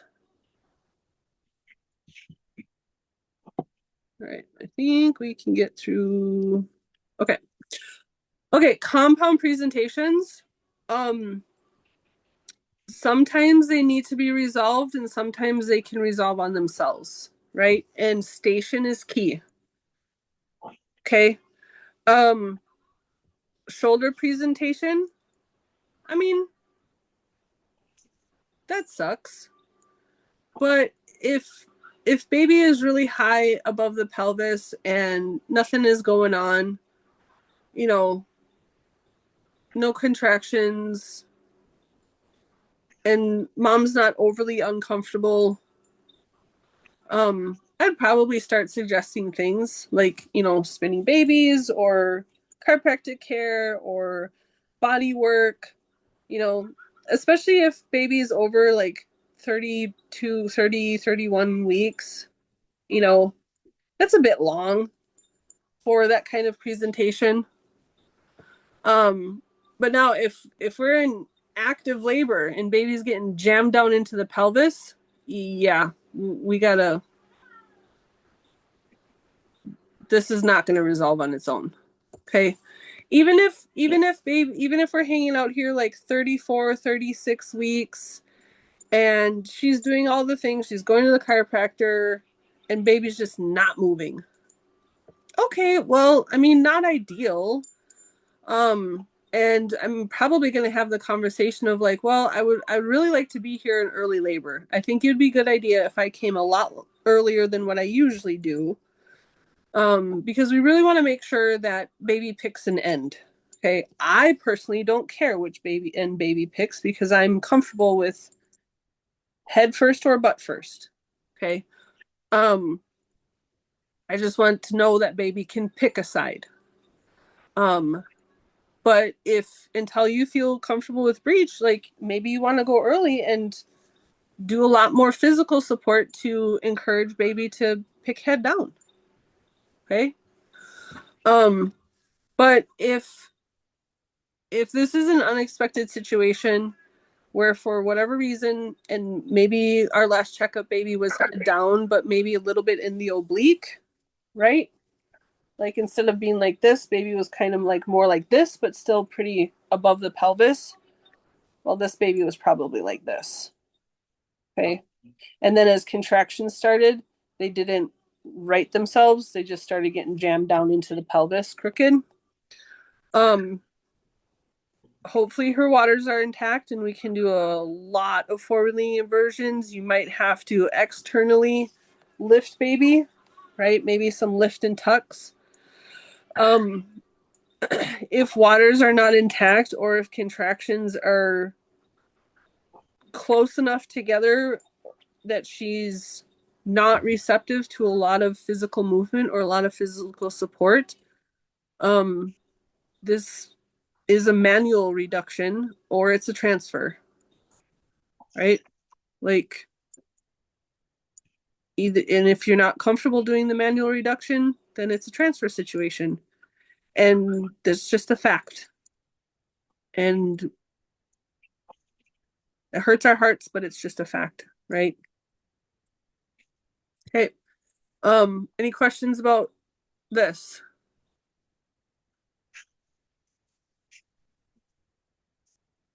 Okay. Nuchal arms, nuchal hands. These babies are pretty high, right?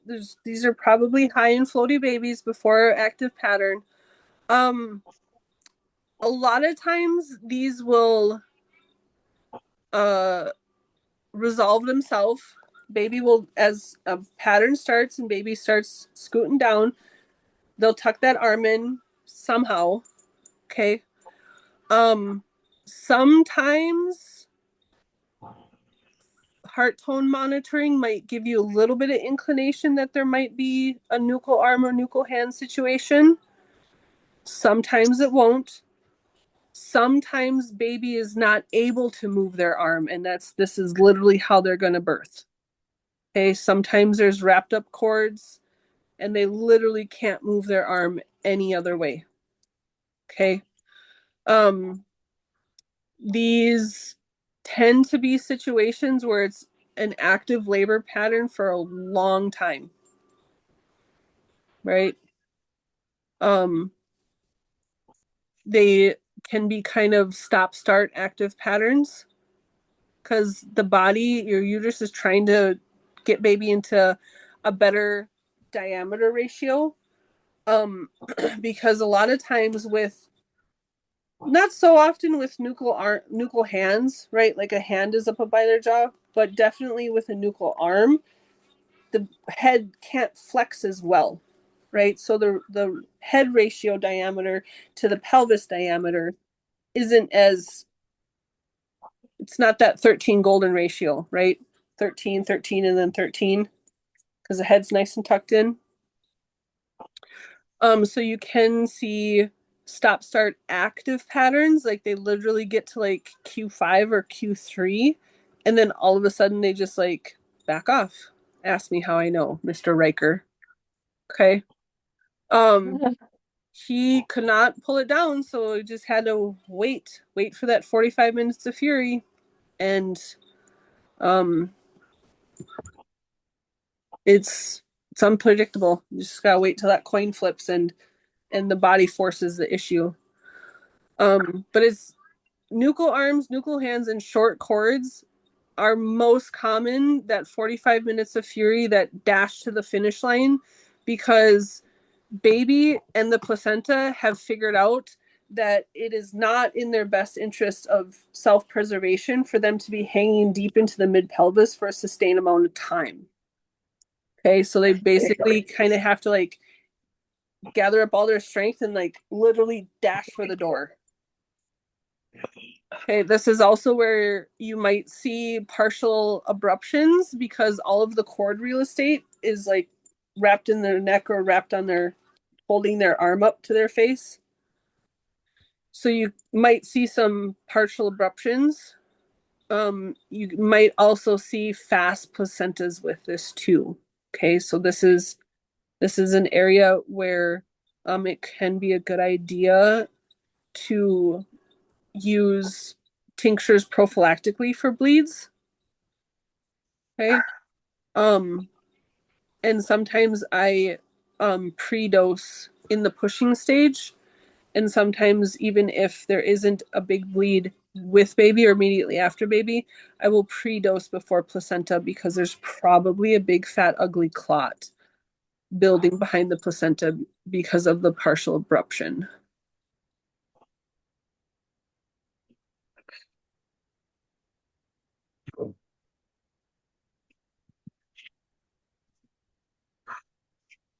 Any questions? Okay, nuchal hands, nuchal arms. A lot of times you're not going to see it until you see it, and most of the time you don't need to do anything with it.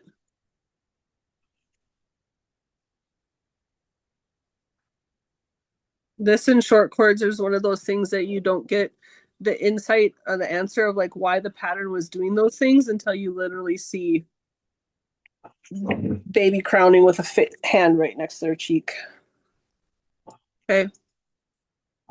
Questions or thoughts?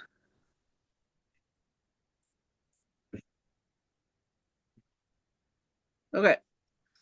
Compound presentations like arms, hands first, arm, like these, definitely the one on the left, right? Like the one on the left, when the first thing that you see or that you feel is an arm or is a hand. Like if you're not comfortable with manually reducing, and then, so my approach to it is that if I have to do that drastic of a reduction, then I'm staying hands on until baby is out. Probably. Probably. This, in my opinion, this is not the type of manual assistance where you can correct back to the mechanism of physiological birth and then let baby take it from there. One of the things that I was taught about this is that the one on the left, especially if this is like a twin B situation, that this is a manual extraction, footling extraction. Like I'm going up, I'm reducing baby, I'm going to look for feet, and I'm guiding baby down until baby is out. That's how I was trained. Okay. If this was a singleton, I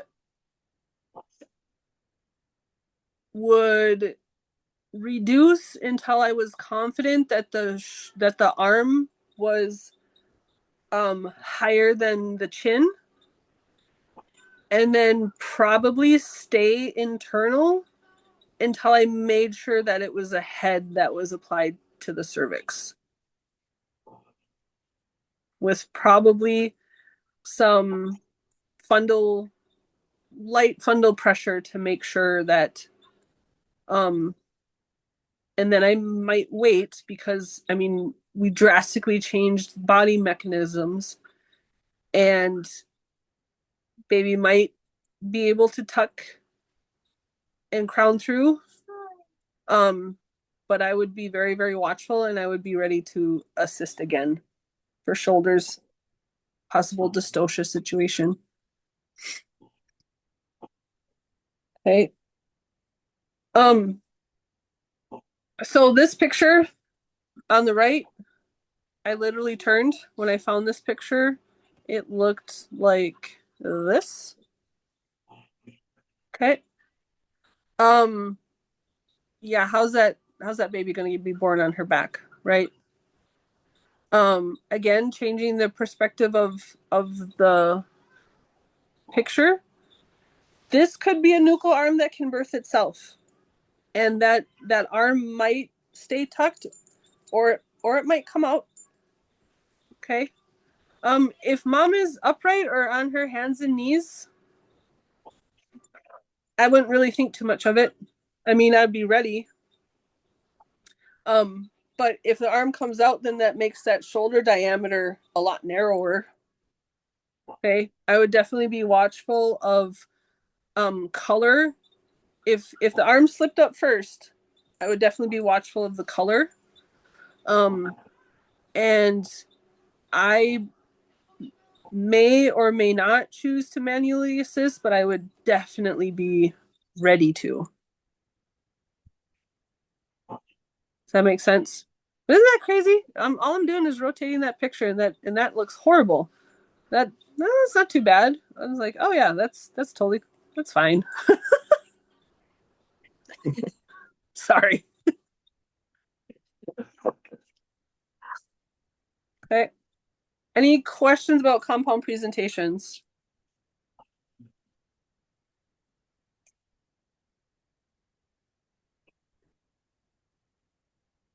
Okay. Okay, here we go, Pearl. Let's see how much time we got. All right, I'm gonna do my best. Well, I don't know. Maybe we should pause. I wasn't sure how far we would get. Do you guys want to pause? It's 9:05. I might be able to get through this one. Is everybody good until 9:30? Any hard objections? No, Okay, we're okay? Yes, no, maybe so? I am. Okay, We're okay. okay. Medina, how you doing? Medina, is she still on? I can't I'm see. Okay, I'm okay. Are you good to go until 9:30? I'll keep going. She yawns. Gee. You Okay, face presentations. Okay, difference between pore flexation and full-on face extension. Okay. If I palpate and even in early labor, if baby doesn't feel fully flexed, like, and you'll get to where you'll be able to feel, you can feel the curve of the back of the head, and you'll be able to feel when that curve is flattened, as in fully flexed, or when it's like prominent, and then a pinch, like it literally, like it feels gross, right? You'll be able to palpate if baby's high enough in the pelvis yet. Okay. Um, Probably antenatally, like, your last checkup, right? You really want to see if you want to take your time and palpate where do you feel the roundness of this head. Which I was putting my hands towards myself, not helpful, Jane, right? So you'll really want to take your time when you're palpating in the lower segment of where you're feeling the curve of the back and then the curve of the head. Okay. Um, I the only times I have personal experience with face presentations, I've had two. Is when waters ruptured early. One of them, the mom did it to herself on purpose, and the other one spontaneously happened. Okay.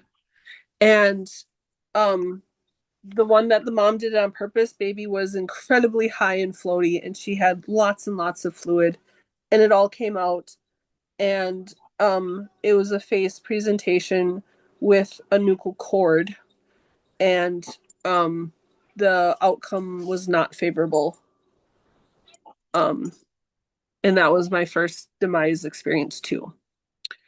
The second face presentation that I experienced, I think baby went into, my best guess is baby went into the pelvis with poor flexation, and then waters released on their own, and she was in a really drastic kneeling position for hours. And I think that just like, if baby came in neutrally flexed or a little bit unflexed, and then that, I don't know what she did, but it was a little wonky. And I mean, that she was literally, did you ever see those people who, instead of like sitting on your feet, like you're kneeling, but then you kind of like put your butt cheeks on your feet, but then there's those weirdos that can like just put their butt on the ground and their feet are to the outside of their hips. You know what I'm talking about? Yeah. Yeah, she was sitting that way for hours in the pool. And Oh. I think that just made it really difficult on baby.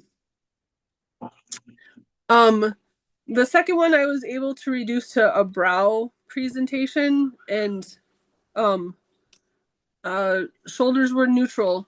The one where mom ruptured her bag's shoulders were hyperflexed and I was not able to reach the shoulders. Like I couldn't get in deep enough to reach the shoulders to pull baby down onto the perineum. But the second one, I was able to rotate baby's head so the chin was tucked a little bit more. As baby was coming through, and I saw like this. Can you guys see? Am I okay? Higher. Okay, so if my hands are her labia, this is what I saw with that second one. Can you see? You go up a little higher, Like that. I guess. It's like it followed you. You got up and it like followed you. So Oh, crud. Stupid apple. Okay. I'll do it on me since it wants to follow me. Okay. So this is what I saw. Where it was like this. Wow. Okay. With the first one, what I saw was this. And I was not able to rotate the chin or anything to. With the second one, with the next push, I held my finger like here. So I stopped it here. So then the head pulled down a little bit and I was able to reduce it to a brow presentation. Does that make sense? yes. Okay. Okay. So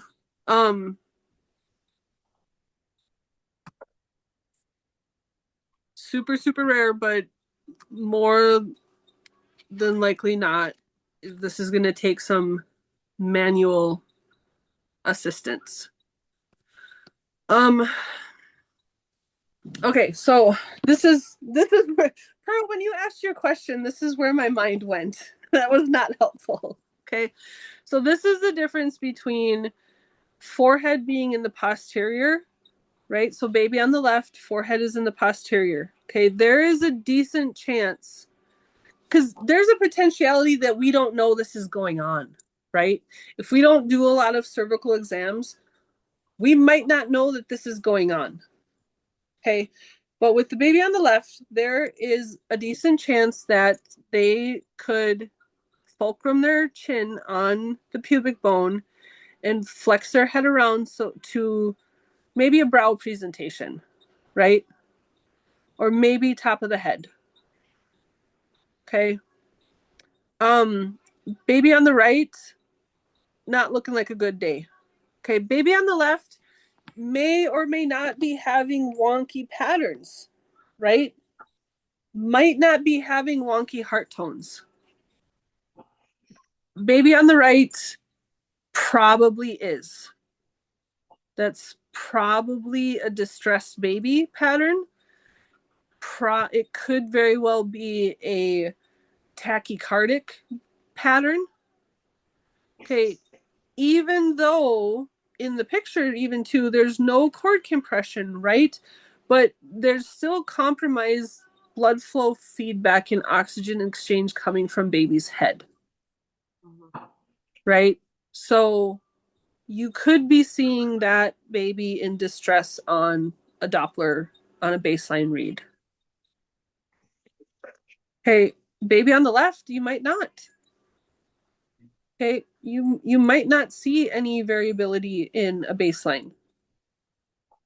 Okay. But a lot more space with the baby with the occiput in the sacrum if you needed to go up. If you needed to go up and curve around their head and tuck their head in, right? Like that baby, you could follow the if baby was like so baby's like a +2, right? Baby gets to the +3 and you start seeing labial separation and you're seeing a nose and a cheek and a little bit of the bottom of the baby's eye. Okay, you could go up and follow the curve of baby's head and bring them around. right? You got lots of space to do that. Baby on the right,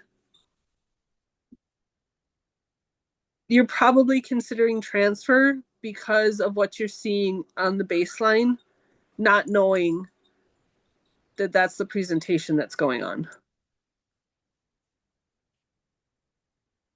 Does that make sense?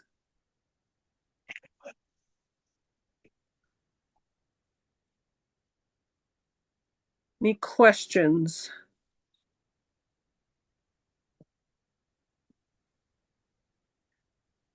I also want to say some midwives go their entire career and never see any of this. Just throwing that out there. Okay. So then this is when you would say like this is where you would chart like face presentation. Like you don't have to be super specific unless you want to be super specific, like mentum anterior or mentum, like maybe you knew the mentum was posterior. This is a, and now this baby can't really flex because of their position. So you would chart that in your make notes of those and then like I'm thinking like defensive charting, for Yep. example. Like, Yep. okay. So no, hold on. I'm agreeing with, I understand you're thinking of defensive charting. Okay. Even the baby on the left, I probably don't know what's presenting yet because I don't do a lot of cervical exams. Okay. Maybe you do. Maybe you want to incorporate when she gets to pushy stage that's the point where you ask to do a verifying cervical exam. Nothing wrong with that. Okay. I don't do that. Okay.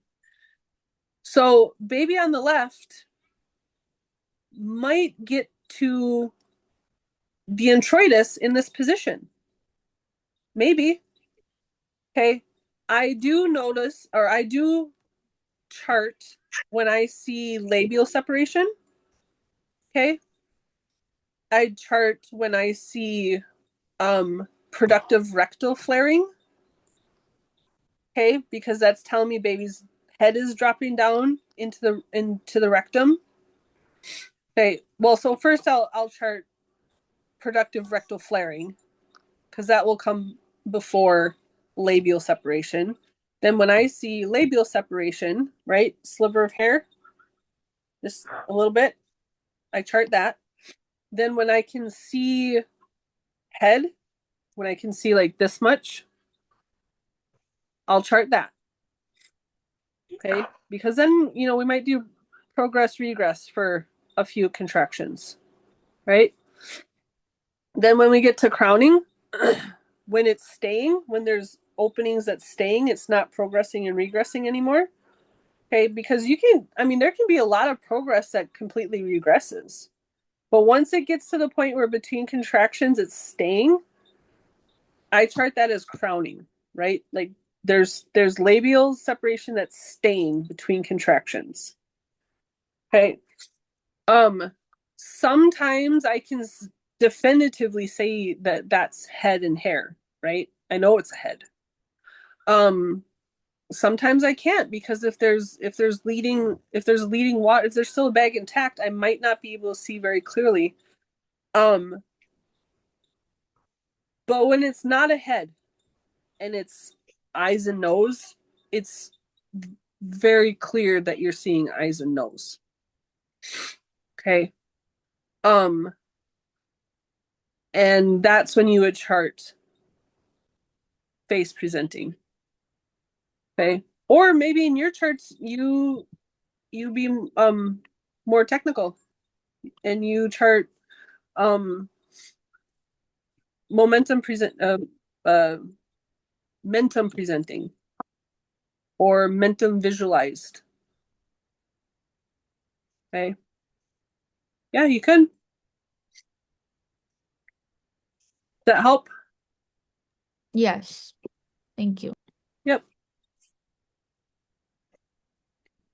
Okay. Face presenting occipital anterior, and she's lithotomy. That's, I mean, here you would see, right? This is the point. Baby's low enough where you would probably see, and you'd probably have enough that you could chart something. Okay. Um, if I saw this, I would be manually reducing the chin. I'd be going and I'd be pushing the chin back. Okay. Um, Probably as I'm asking her to turn on her side, because I need some hip movement, because that fontanelle is pretty jammed up on the pubic bone. Okay. Um, yeah. Any thoughts or questions? All right, I'm trying to finish this one. Okay, here's some live pictures that I found. Okay. Baby on the left, I mean, she's gonna be sore, she's probably gonna have a tear, but you know, that baby can be born. And you know, watch restitution. It's probably going to be a bit longer restitution if shoulders are able to come down on the perineum and curl and rotate. Okay. Um, Baby on the right was uko. What's a buko? No, what's a? There's a specific thing for lips. No, I forget the word. Um, yeah, I um don't particularly care for that picture, because to me that says that baby was not assisted. That baby was left to try and navigate that on their own. But that's just me. Okay. Um. Will Okay. that bruising resolve? What's that? That bruising resolve? Yeah, the bruising will resolve. That bruising pattern is also very common for breech babies. Breech babies' buttocks and genitals can be very, very bruised for a couple days, but it will resolve. Um, Testes can be very, very swollen. Like, it looks pretty rough. Um, it looks really rough sometimes, but it will resolve. Yep. Pretty rough is an understatement for a Nordic woman. What's that? Pretty rough is an understatement for a Nordic woman. Yeah. Yeah, it can look pretty bad sometimes. Okay, anything else? Okay. Anything else on face presentations? No, but I'm glad you're here on Earth, because they were like, oh, face. They got you out. Yep. Okay, really quick on uterine constriction, restrictions, and Bandl's rings. Okay, so let's start with the picture on the right. Okay, picture on the right, uterus on the left, right? Normal uterus. Okay, in every labor pattern, the bottom portion of the uterus is trying to do something differently than the top portion of the uterus. So, top portion of the uterus is creating the contractions, bottom neck of the uterus is trying to efface and dilate and pull up. Okay, so there is a zone in the uterus, in the muscle, where those two signals, muscle signals that are different, meet up, right? Most of the time, that area is able to communicate and be fine. Sometimes it is not. And that's where you get restriction rings, because that area is having a hard time coordinating where the two types of muscle movements are happening. And it creates kind of a Charlie horse, basically, best way to describe it. So that's the picture on the left. Okay. Picture on the left, uterus on the left, is normal uterine restrictive zone. Okay, picture on the left, baby on the left, is where that's created like a Charlie horse, where it then becomes a constriction area. Okay. I don't know how many of these I've seen because they resolved. Okay. They can resolve on their own, especially if baby is low enough. Like on the picture on the left, uterus on the right, baby's shoulders is below that zone that's struggling to meet up, right? So that's might have happened hundreds of times and I have no idea because baby was low enough and the muscle coordination was able to figure it out and baby was born. Okay. Now, picture on the right, uterus on the right, a Bandel's ring, that area where those two types of muscle actions are meeting, that creates the Charlie horse, that does not resolve. That Charlie horse area gets worse, and if baby is high when that happens and not enough of the baby is below that constriction, it then turns into a constriction area instead of a restriction. Baby might not be able to be born vaginally. And there's nothing, I'm not aware of anything that you can do to get that constriction, a true Bandel's ring, to resolve. Okay. Cause of Bandel's ring is more or less declared to be unknown. Sometimes women who have trauma, like they fell really hard to the point where they had external bruising, and basically that muscle layer now has a muscle memory of like impact and like tenses weird. Some say that's increases, some say it's completely unpredictable, some say that it is genetic and nutritionally related. I don't know. I've only heard of one midwife that I know that has seen one at a home birth, and baby was low enough and small enough that she was able to get baby out at home. Okay, so if baby is low enough and you are confident enough with your manual extraction, you could try to assist. Otherwise, it's a transfer. Um, Here's another example of a true Bandel's ring. Okay, and this baby is not low enough. Like those shoulders, unless you, unless mom is a do or die home birther and she is, totally down for it because it is a hell of a day.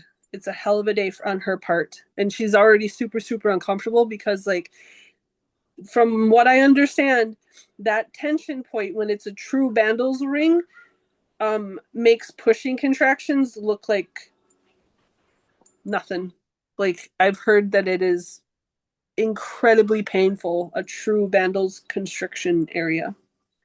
So, to have someone go up and past it to try and pull arms down and narrow shoulders to get baby out, like she's got to be really, really committed. Um, and hopefully you're fast enough, not too fast. There's an art. This is where the art of midwifery comes in. Okay. And this is what they look like in real life. Okay, the one on the left, that baby is definitely not low enough to probably ever consider being birthed past it. The one on the right, maybe, maybe. Can you see the difference? How much of baby is lower below the Bandel's ring on the right versus the left? Right? Okay. And then here's Dr. Stu's podcast about it. I've not listened to the whole thing, but it's the only one that I know of that is specifically talking about Bandel's rings. Okay. Um, Anything about any of that?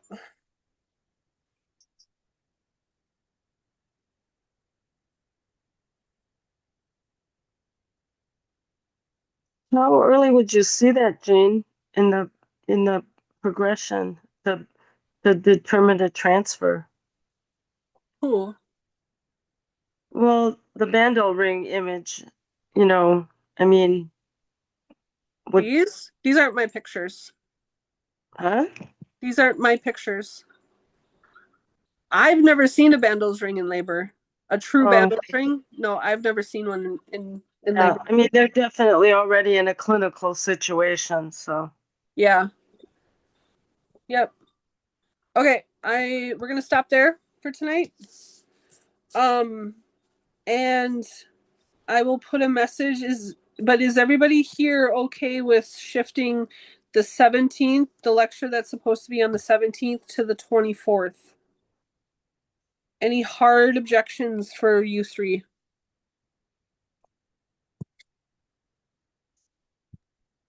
No, I'm good with it being on the 24th. Yeah, that works for me too. I should be good as long as nothing comes up.